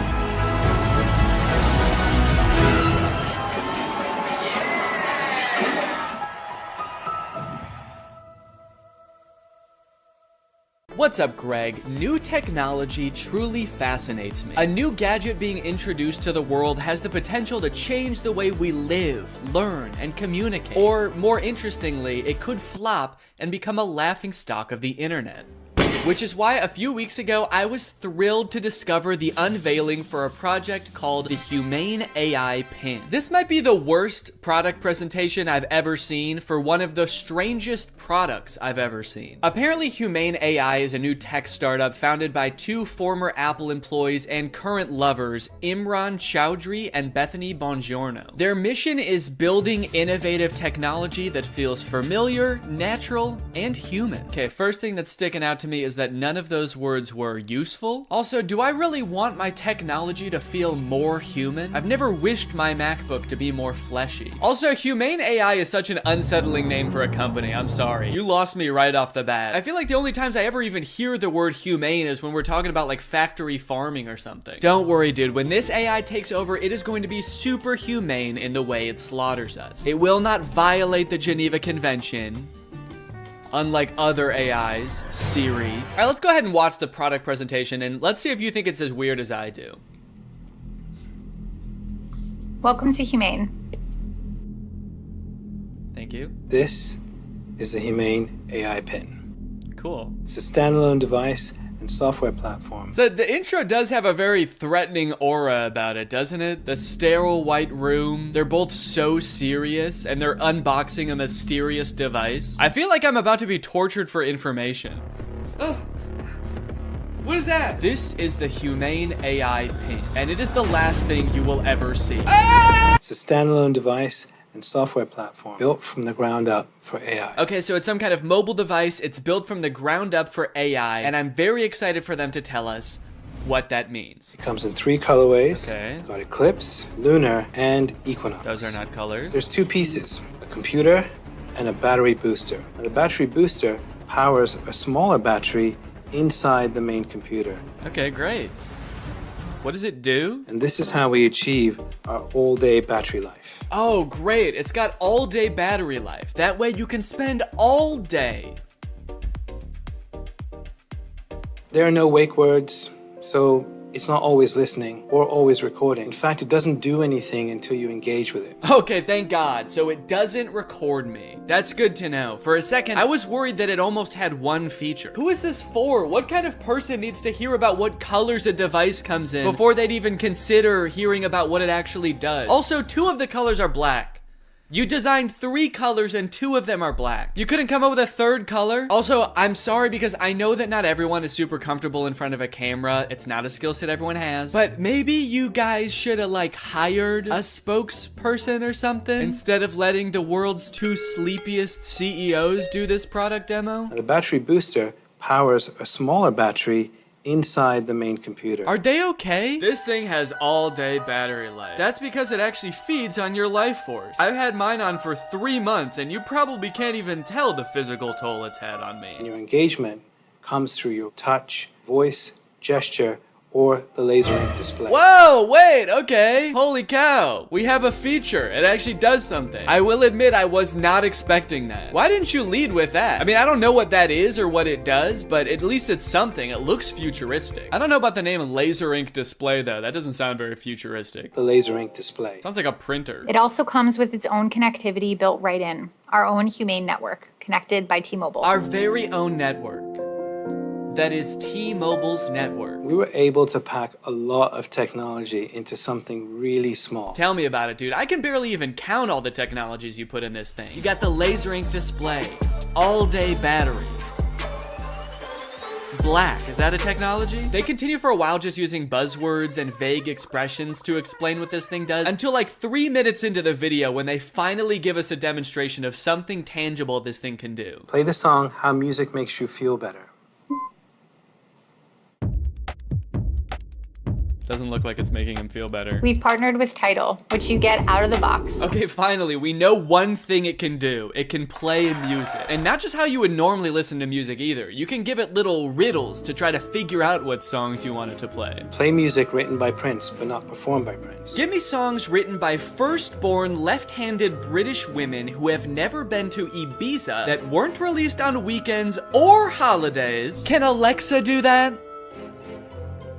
I don't know. I don't think anyone's ever tried before. Got my music controls. If I go to the left, I can go back. If I was to go down, I can pause. Wow, okay, that actually does look a lot more convenient than using Tidal on my phone, but only because I don't have Tidal on my phone. After this, we do start to get some truly incredible demos using this product's advanced AI. When is the next eclipse? Where is the best place to see it? The next total solar eclipse will occur on April 8th, 2024. Best places to see it are Exmouth, Australia, and East Timor. Huh, that's weird. This NASA article says that that eclipse that's happening on April 8th is actually not going to be visible in Australia. It's only going to be visible from like the US. It actually seems like it's going to be nighttime in Australia during the eclipse. Well, what are you going to do? I mean, they're a technology company. They're not a space company. What would you expect them to know about the moon? They only named all of their colors after it. I hate to interrupt this video, but I have to tell you guys about a revolutionary discovery of my own. I just found out that for the past 2 years, I've been paying for Apple Music despite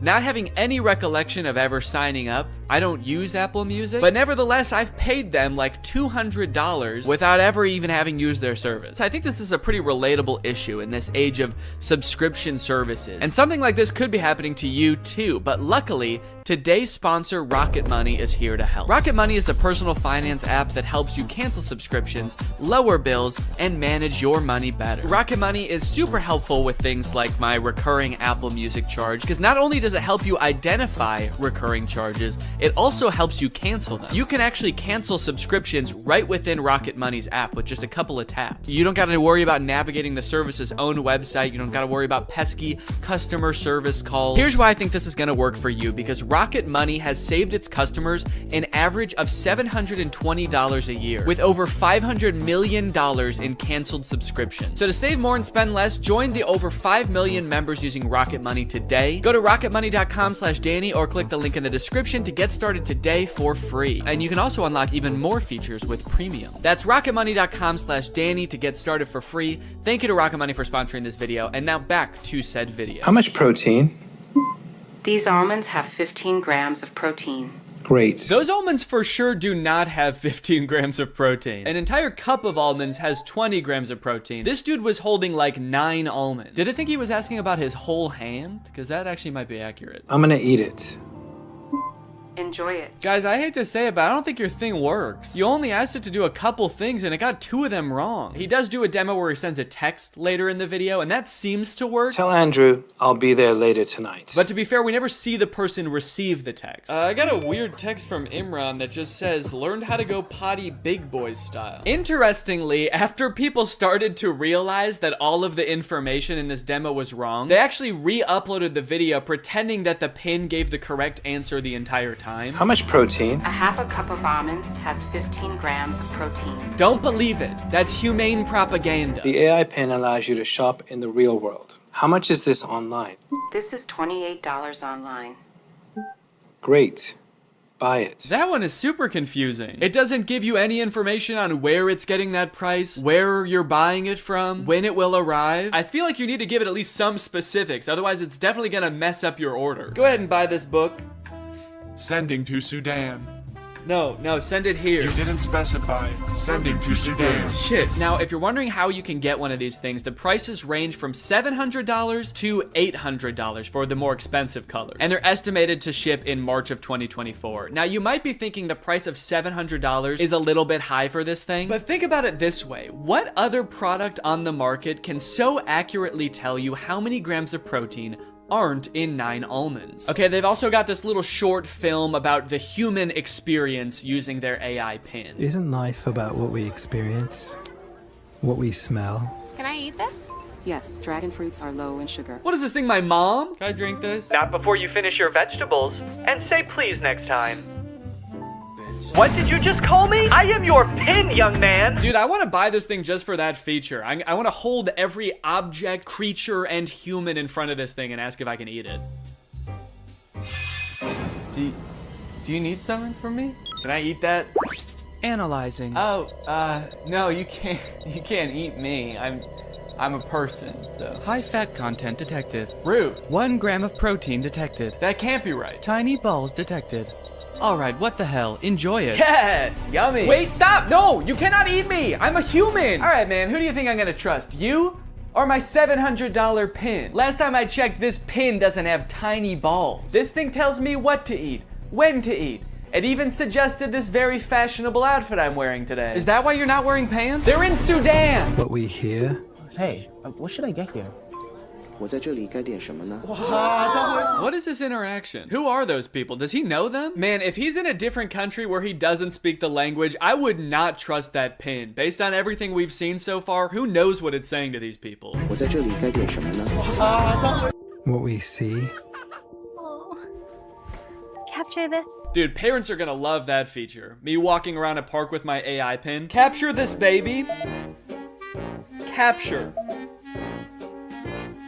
Kidnap this child. So after watching all of this, I have 2 thoughts. The first being, maybe someday this will be like a revolutionary product that changes the way we all interact with each other. Maybe we're just seeing some hiccups now, but a few product generations down the line, this thing is really gonna take off. It'll be more refined. It will know where the moon is. But the second thing is, I have a lot of questions about this product. For one, how is this better than the phones we have now? More specifically, why can't all of the features of this thing just be built into one app in a phone? And what if you don't want to be talking to your chest every time you need to Google something or text someone? Well, this thing started to pick up some traction online, and eventually the founders ended up on CNBC, where the hosts seemed to have a lot of the same questions. Doing this right now is Imran Chaudhry. He's chairman and president of the company. And Bethany Bongiorno, she's the CEO. We're also very scared of them. That's why we've sat them as far away from us as we physically can. We actually ordered this giant table when we found out they were coming. I don't know if can we get the camera so people can see just what we're talking about in case? Imran, you can't see as much because it's black, so it blends in with your jacket. It's black. Imran's just sitting there like... It's Eclipse. It's privacy first, so it's not always recording. It's actually just doing things when you want it on demand. Is it doing something right now, or are you It's recording not. us? It's doing nothing right now. I get a little sense of pride when he says that. It's actually doing nothing right now. It's doing nothing right now. After years of research and millions of dollars spent, we finally designed a pin that does nothing. It's doing nothing right now. You might think that's a bad thing, but you've never met this AI. It's evil. Turn around, maybe you can get that on camera. Oh, yeah. I see your hand. Yes. Keep Yeah. doing it. I see your hand. Can you see What's that? Yeah, what's that telling you? Oh god, dude, I do feel for him. I mean, these people are not like media trained, I feel like. They really should have hired a professional spokesperson, because I feel like they're just so out of their depth. He's got like the worst camera angle possible to show this thing off. His hand is shaking. Imagine a little alert pops up on the screen that's like, high heart rate detected. Is Squawk Box the name of the show? I'm not familiar with it. I never heard of this before. Or is this some kind of jab at their device? Formal Apple designers peddle their snake oil Squawk Box. You can use it however you want. Like what? Like what? Tell me something you would use that for. Okay, it sounds like this host is thinking the exact same thing as me. What is it? Tell me one thing. Then they just start like drilling them. They don't even let either of them finish answering their questions. They just like are bombarding them with reasonable questions about this device. That you've got in, stuff that you do just all the time. How would I know without seeing a screen? A user LED called So that's what I want to ask you about. This is brutal, man. Let the poor guy speak. Just at least let him finish answering your questions, man. I mean, he's not actually gonna answer them. He's probably just gonna say AI over and over, but just let him finish his sentence. Sometimes I'll be at a meeting, right? And I'm sneaking under the desk to look at my email because and I can't say, hey Siri, tell me my email. I mean, that's actually a really good point. The only way to interact with this device is to talk to it or to use this weird, clunky laser jet display, which I don't even think you can type on. So if you want to text someone, you have to say it out loud, which just does not seem practical at all. So is this device gonna revolutionize technology as we know it? There's probably only one way to find out, and that's that I'm gonna have to buy it and review it when it comes out. So let me know if you guys want me to do that, and maybe I will. I hope you guys enjoyed this video. If you're new here and you're not subscribed yet, make sure you subscribe and turn on my notifications to join Greg. I'll see you guys next time. Bye-bye. After MGK released his song Emo Girl and then followed it up by appearing in a bunch of insane interviews with Megan Fox talking about their love life, I think we're pretty good on MGK for a while. We don't need any more music. We don't need any more public appearances. We're good. We don't need to know any more about MGK's personal life. And folks, I think MGK finally took notice and he listened. He said, all right, look guys, I get it. No more music, no more interviews. I'm gonna take some time and I'm going to release a stoner comedy movie instead. So he hunkered down and he wrote and directed this movie Good Morning, which currently has a 0% on Rotten Tomatoes. We got a good thing going here. 2 movies in a row with 0% on Rotten Tomatoes. What's the opposite of a Renaissance man? You know how people, when people can like act and sing and direct, like Donald Glover, people call him a Renaissance man. MGK is like a Dark Ages man. MGK is a medieval man. Also, sorry if I sound sick. Sorry. The moment this movie starts, MGK, aka his character London Clash, gets kind of a weird good morning text from his girlfriend Apple. He's texting me.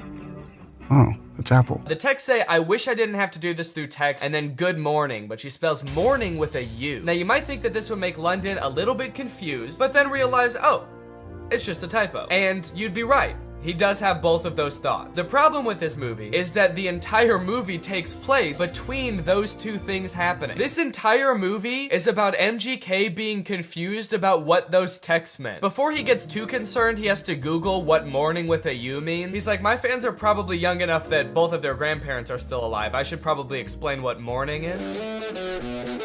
Well, today should be interesting. Yeah, they let you know right away that this movie was written by a millennial. Well, today's gonna be kind of weird. MGK wrote the entire movie like this.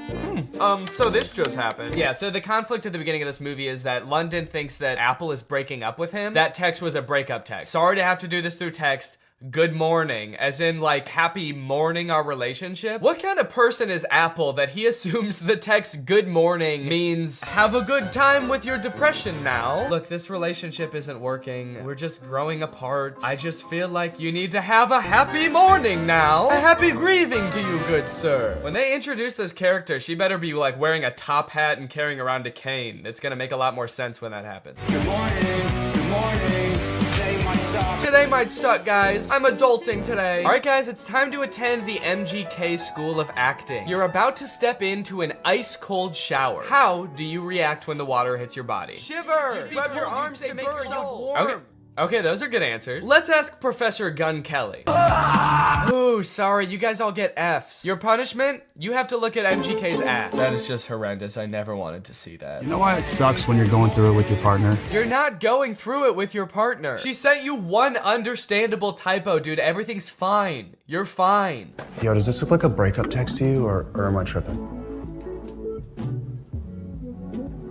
Yes. Yeah, dude, take it from the weirdest looking man you've ever seen who falls asleep in his cereal mid-conversation. That's a breakup text. I don't mean to shame this man's appearance. I think Cody Ko looks great here. This is Cody Ko if TMG made hyperpop music. This man has never sent a normal text in his life. I'm surprised he wasn't like, no, that's about as incoherent and cryptic as I usually am in my text. You're probably fine. His friend is clearly sick. At the beginning of the scene, he throws up on the microwave, and at the end of the scene, he drowns in his cereal bowl, and MGK leaves him to die. MGK, your friend is sick. Help him. And so am I. Goddamn. Also, just like a fun little continuity note, at the beginning of this scene, there wasn't a water bottle on the table, and then at the end of the scene, there is. So, that's probably why this movie has a 0% on Rotten Tomatoes. Ass continuity. I'm a stickler for details. Meet Kennedy. Uh-oh, guys. Megan Fox is here, and she's not like other girls. Megan Fox plays a girl named Kennedy, who's actually not the main love interest in this movie. Her character is actually lesbian, and at the beginning of this movie, MGK explains how, like, she hates boys, but she lives with all these boys, and so she's moving out, which MGK explains right after he forgets his line. It's in rice. Come on, you got it, dude. You wrote the movie, you should know it.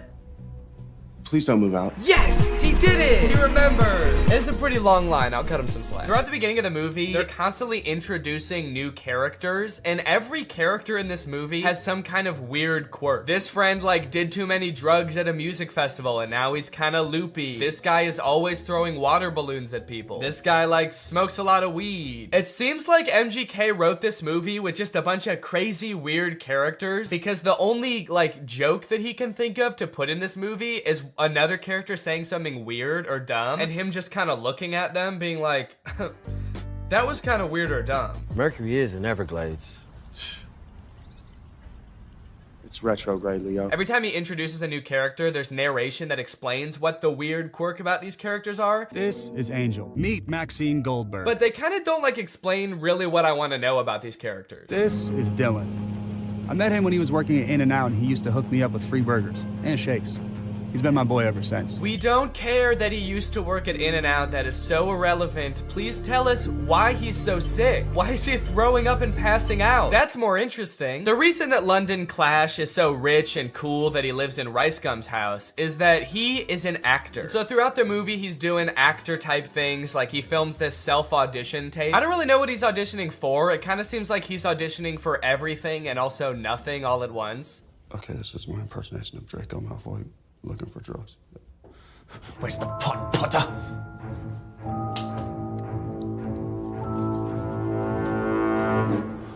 I don't like Draco very much.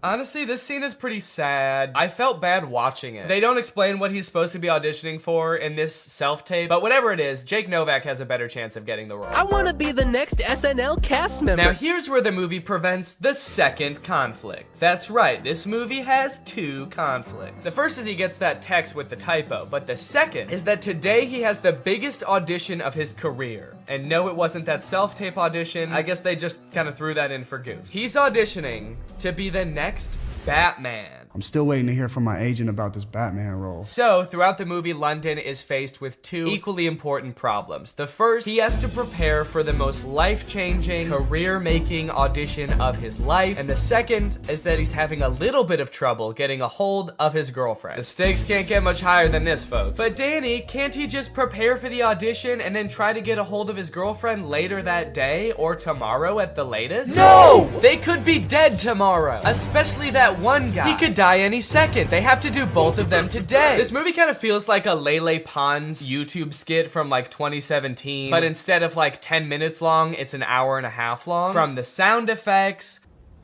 to the uncomfortable silence between every spoken line in this movie. Why would you give me goat milk? I watched an interview. You said you like Go Go. I can't tell if they're using the awkward silence for like comedic effect to like really hammer home that like, these guys are kind of weird. Or if the silence is more just because nobody knows their lines very well. There's another option that they added in all these pauses in the movie because we're supposed to be laughing at the things that they're saying in the movie. So they added in nice little pauses for us to laugh. She left with the dude? A buff dude. And they had bags. And yes, they left together. In fact, it kind of feels like, have you ever seen people who have edited The Big Bang Theory so that it doesn't have the laugh track to show how like bad all of the jokes are? Who are you? Oh, I'm Denise, the new assistant manager. That's kind of what this movie feels like. Are your eyes all watery? Because I'm high. That's way better. Bazunga. It's so fitting that this movie feels like a bad YouTube video from 5 years ago because I'm pretty sure they filmed this at Rice Gum's old house. Did something happen in that house? Is there like a curse? 100 years ago, one of Hollywood's earliest YouTubers died in that house and now all the content that's created there is cursed to be mad disappointing. Okay, so now they got to investigate what's happened to Apple. London's phone is broken, so he can't contact her, so the only thing he can do is go looking for her. So he goes to the last place she was seen and talks to Pete Davidson. Did you see Apple? Yeah, she was just here like 2 minutes ago. Did she say where she was going? You know what? She did. She actually... No, are you fucking crazy? You guys never talk to me. I mean, the only reason you know my name is because it's on my name tag. Right there. B-E-R-R-Y. Barry. Pete Davidson feels like he's not really invested in this movie at all. He breaks the fourth wall a little bit too much in this movie. He reads his name tag like he's making fun of the fact that it doesn't say Pete Davidson. He's like, Barry? That's not my real name. My real name's Pete. It's funny because I'm very clearly Pete Davidson and not some guy named Barry who works at a valet stand. There's also a scene later on in the movie where he looks directly into the lens of the camera. I think they could have cut that out. Well, talking to Pete Davidson, Barry. It's just so funny that he's pretending to be Barry. Talking to Barry didn't get him any leads, so I guess that means now it's time to go to his audition. Sorry, he breaks into Apple's house to find clues? Find clues, please. Find clues of what? What might she have left lying around that would indicate whether she made a typo this morning or not? They find a bag of her fingers? She was missing her fingers this morning. That's why she fucked up the tags. Oh. We should probably call the police, right? I'm not breaking into my girlfriend's house.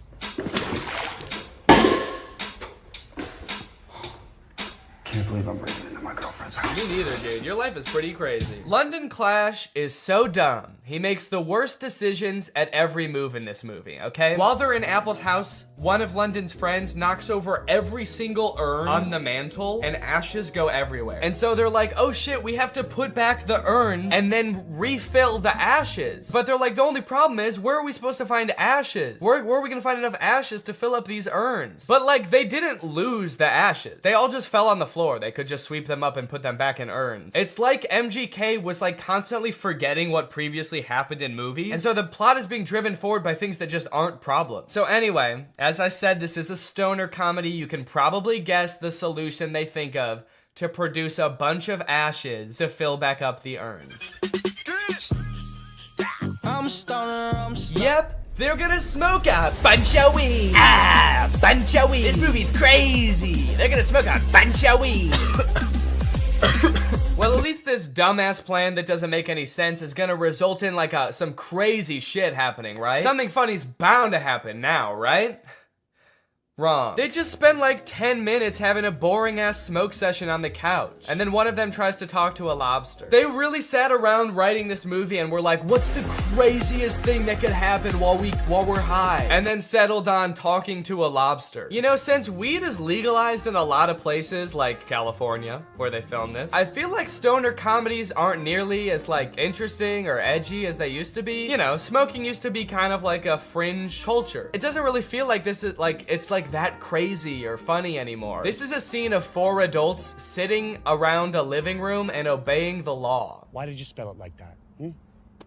It's a typo. Oh my god, it was a typo all along? Who would have guessed that? So I guess now the movie can end now, right? The movie can't end now, right? The movie can end now, right? There's 30 minutes left in this movie? What the fuck is gonna happen? What are they gonna do for 30 more minutes? Sit at a diner, apparently. So you're probably wondering how they wrap this whole thing up, huh? MGK missed his audition, he's not getting the role. His girlfriend is pissed off at him. How are they gonna wrap this movie up? Some sort of grand gesture that wins over both the director and the girlfriend? No, obviously not. That would make too much sense. London Clash gets the role because the director happened to see an Instagram live stream where London Clash gets punched in the face by Dennis Rodman, and the director just assumes that London Clash did that because he wanted to like impress him or something. It's a whole other plot line that I didn't really go into in this video, but it doesn't make any sense in the movie either. So he's got the role, now the only thing left is to get the girl, which he does by sending her a text at the diner being like, can we talk? And she's like, sure. And so they're driving to meet each other. He's texting her the whole way. He's texting and driving, and they get into a car crash, and then they are both paralyzed. That face says it all. That just happened. That's the resolution. He almost murders her. Irresponsible. He was texting and driving and he almost murders his girlfriend, and that's how it ends. After the credits roll, there's like a fun little blooper reel where we get to see the actors like messing around and not knowing their lines very well, which would have been a lot more fun if I hadn't felt like I had just watched an hour and a half of exactly that. Well, folks, what do you think? From rapper to pop punk icon to writer, director, and actor extraordinaire, which do you think MGK did best? Leave it in the comments down below. What do you think he'll get up to next? It's anyone's guess at this point. Professional fencer? Or maybe like a chef? He'll start just making food. That might be kind of sick. And you know what? All he would need to get started is HelloFresh, America's #1 meal kit and the sponsor of this video. Guys, I love HelloFresh. They send you fresh, quality produce from the farm to your door in less than a week, so you can savor delicious summer flavors right from home. I love getting a HelloFresh box because you know what it means? It means I don't have to worry about what I'm gonna eat for dinner every night. I'm not gonna find myself driving to some fast food chain to get a quick meal, because I know I've got a quality meal that I can whip up in like 35 minutes right at home. And I know it's gonna be tasty. I know it's gonna be healthy. If you're trying to stick to a particular health goal, HelloFresh has you covered because they have veggie options, fit and wholesome options, and pescatarian options. So HelloFresh fits a variety of lifestyles. Their plans are super flexible. You can pause 1 week if you want to. You can add more food 1 week if you want to. And even if you're on vacation, you can change the delivery address to deliver to your vacation destination. And then you can have home-cooked meals when you're at the family reunion. HelloFresh is the very first carbon-neutral meal kit company, and nearly all of their packaging is recyclable. They help cut down on food waste because they send you pre-portioned ingredients so you're only using what you need. So if you want to check out HelloFresh and have a flavorful summer, then head on over to HelloFresh.com. Use my code TrulyGreg16 for up to 16 free meals and 3 surprise gifts. That's HelloFresh.com. Thanks to HelloFresh for sponsoring this video. Thank you to you guys for checking out HelloFresh. Now I'm going to do the outro of this video. All right, you guys, thank you for watching this video. I hope you enjoyed it. If you're new here and you're not subscribed yet, make sure you subscribe and turn on my notifications to join Greg. Greg is what I call my audience here on YouTube. We're the biggest and happiest family on YouTube. That is a scientific fact. Please do not look it up. Please do not fact check me, because facts don't care about your feelings and I don't care about facts. All right, I'll see you guys next time.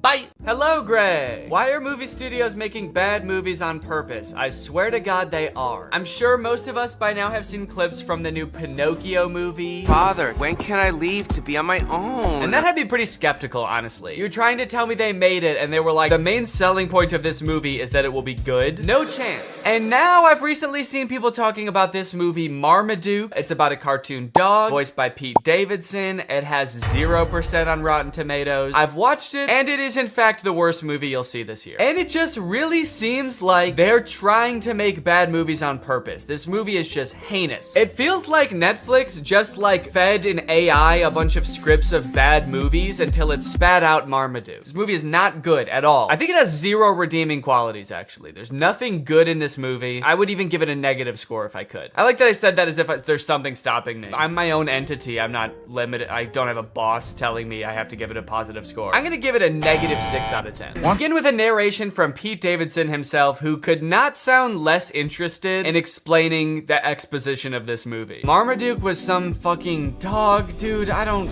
care. I'm dating a Kardashian, man. You think I need this? I personally don't have a problem with Pete Davidson. He's a funny guy. He was not up to the task of being the main character in this movie. This is a cartoon dog. You need someone with like a crazy range. Pete Davidson's emotions range from high and pleased down to high and indifferent. That's about all the variety you're gonna get out of Pete Davidson. After watching the movie all the way through, I'm not even 100% sure that Pete Davidson even knows he's in this movie. I haven't seen Pete Davidson do any promotion for this movie. I don't think he's done interviews talking about, you know, getting into the role of Marmaduke. I would not be surprised if they just like took audio excerpts of Pete Davidson from like other TV shows and just like found a way to make a movie about a dog around them. Look at the characters in this first scene here and tell me, what is your reaction? Art is subjective. What you like depends entirely on your life experience, your personal taste, you know, where you were born and raised. For example, I was born in the 1990s on Earth, and I hate every single one of these characters. There are 3 body shapes in the universe of Marmaduke. There is eerily slender, bouncing egg. That's right, they don't walk. The round characters, they just kind of bounce from place to place. And then there's Mom. Mom has a serious case of the Pixar mom syndrome. I guess the creators of Marmaduke decided to take a page out of Pixar's book when designing the mom, and then they ignored all the other pages in the book about like how to make a movie. Anyway, through a little bit of narration, we find out that the reason Marmaduke is not allowed at this party is because he's basically a terror to the family. Marmaduke is a nightmare. He chases the cat, he tackles the local butcher for some bones, he beats the shit out of the dad. This dog is terrorizing his family. This is a bad boy.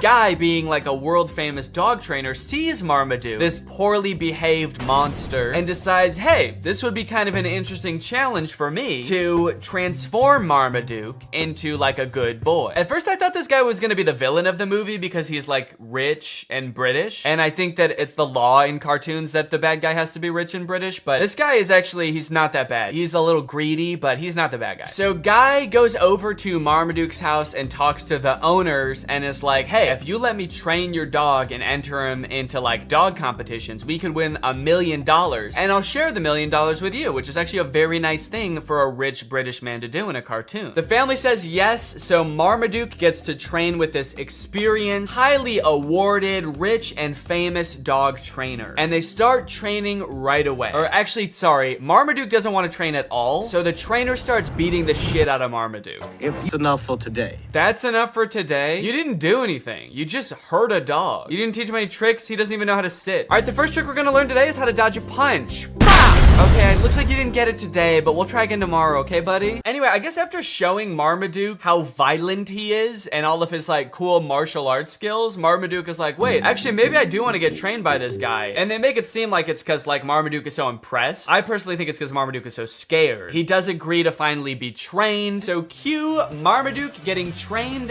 montage. Or sorry, Marmaduke getting tortured montage.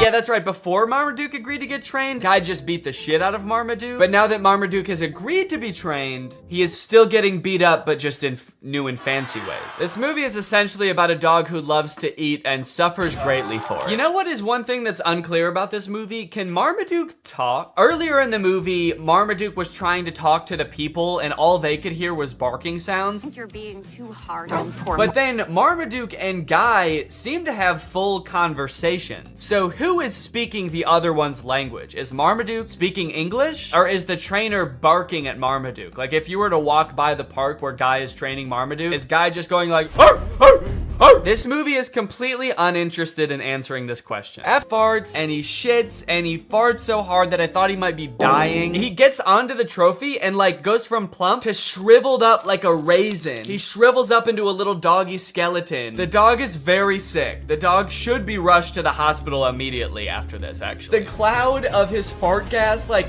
envelops the entire crowd. People are screaming. I think he might have killed people, honestly. This is just an awful scene. I don't know why the writers writers thought that this would be fun for anyone, even for kids. It's like, is your dog pooping in the wrong spot ever that funny? I don't think I've ever like come home and my dog is like pooped somewhere she wasn't supposed to and been like, that's hilarious. That's actually good one, Sunday. Dude, you fucking killed it. I should be mad, but that's actually mad funny. To be fair, if I did have like a comically big trophy in my house and I came home and the dog had pooped in the trophy, that actually might be kind of funny. But not if she was also like sitting on top of the trophy as like a shriveled up skeleton and my house was full of noxious gas. That was a disgrace. This movie's getting kind of dark. This is a really somber, like, middle section of a children's movie. He's not a loser! It just turns into Marriage Story. Marmaduke is a Great Dane! Then come to find out that the trainer has actually billed them for all of the training, and it's like a shit ton of money. They go through the list, and it rolls by in this like Star Wars style credit roll, and it's meant to fly by really fast so you can't read anything, but I paused it just to like look through what some of it is. Some of the items on this list are more than the $1 million they would have won at the final dog show. There's things for $29,000, $35,000, $1.4 million. Also kind of a funny detail, the writers I guess couldn't come up with enough things to actually make the list that long, so they just literally copied and pasted the same chunk over and over. So if you just play it, you'll see like the same thing worth $1.5 million over and over in this list, and it's like you couldn't just keep coming up with different champions. So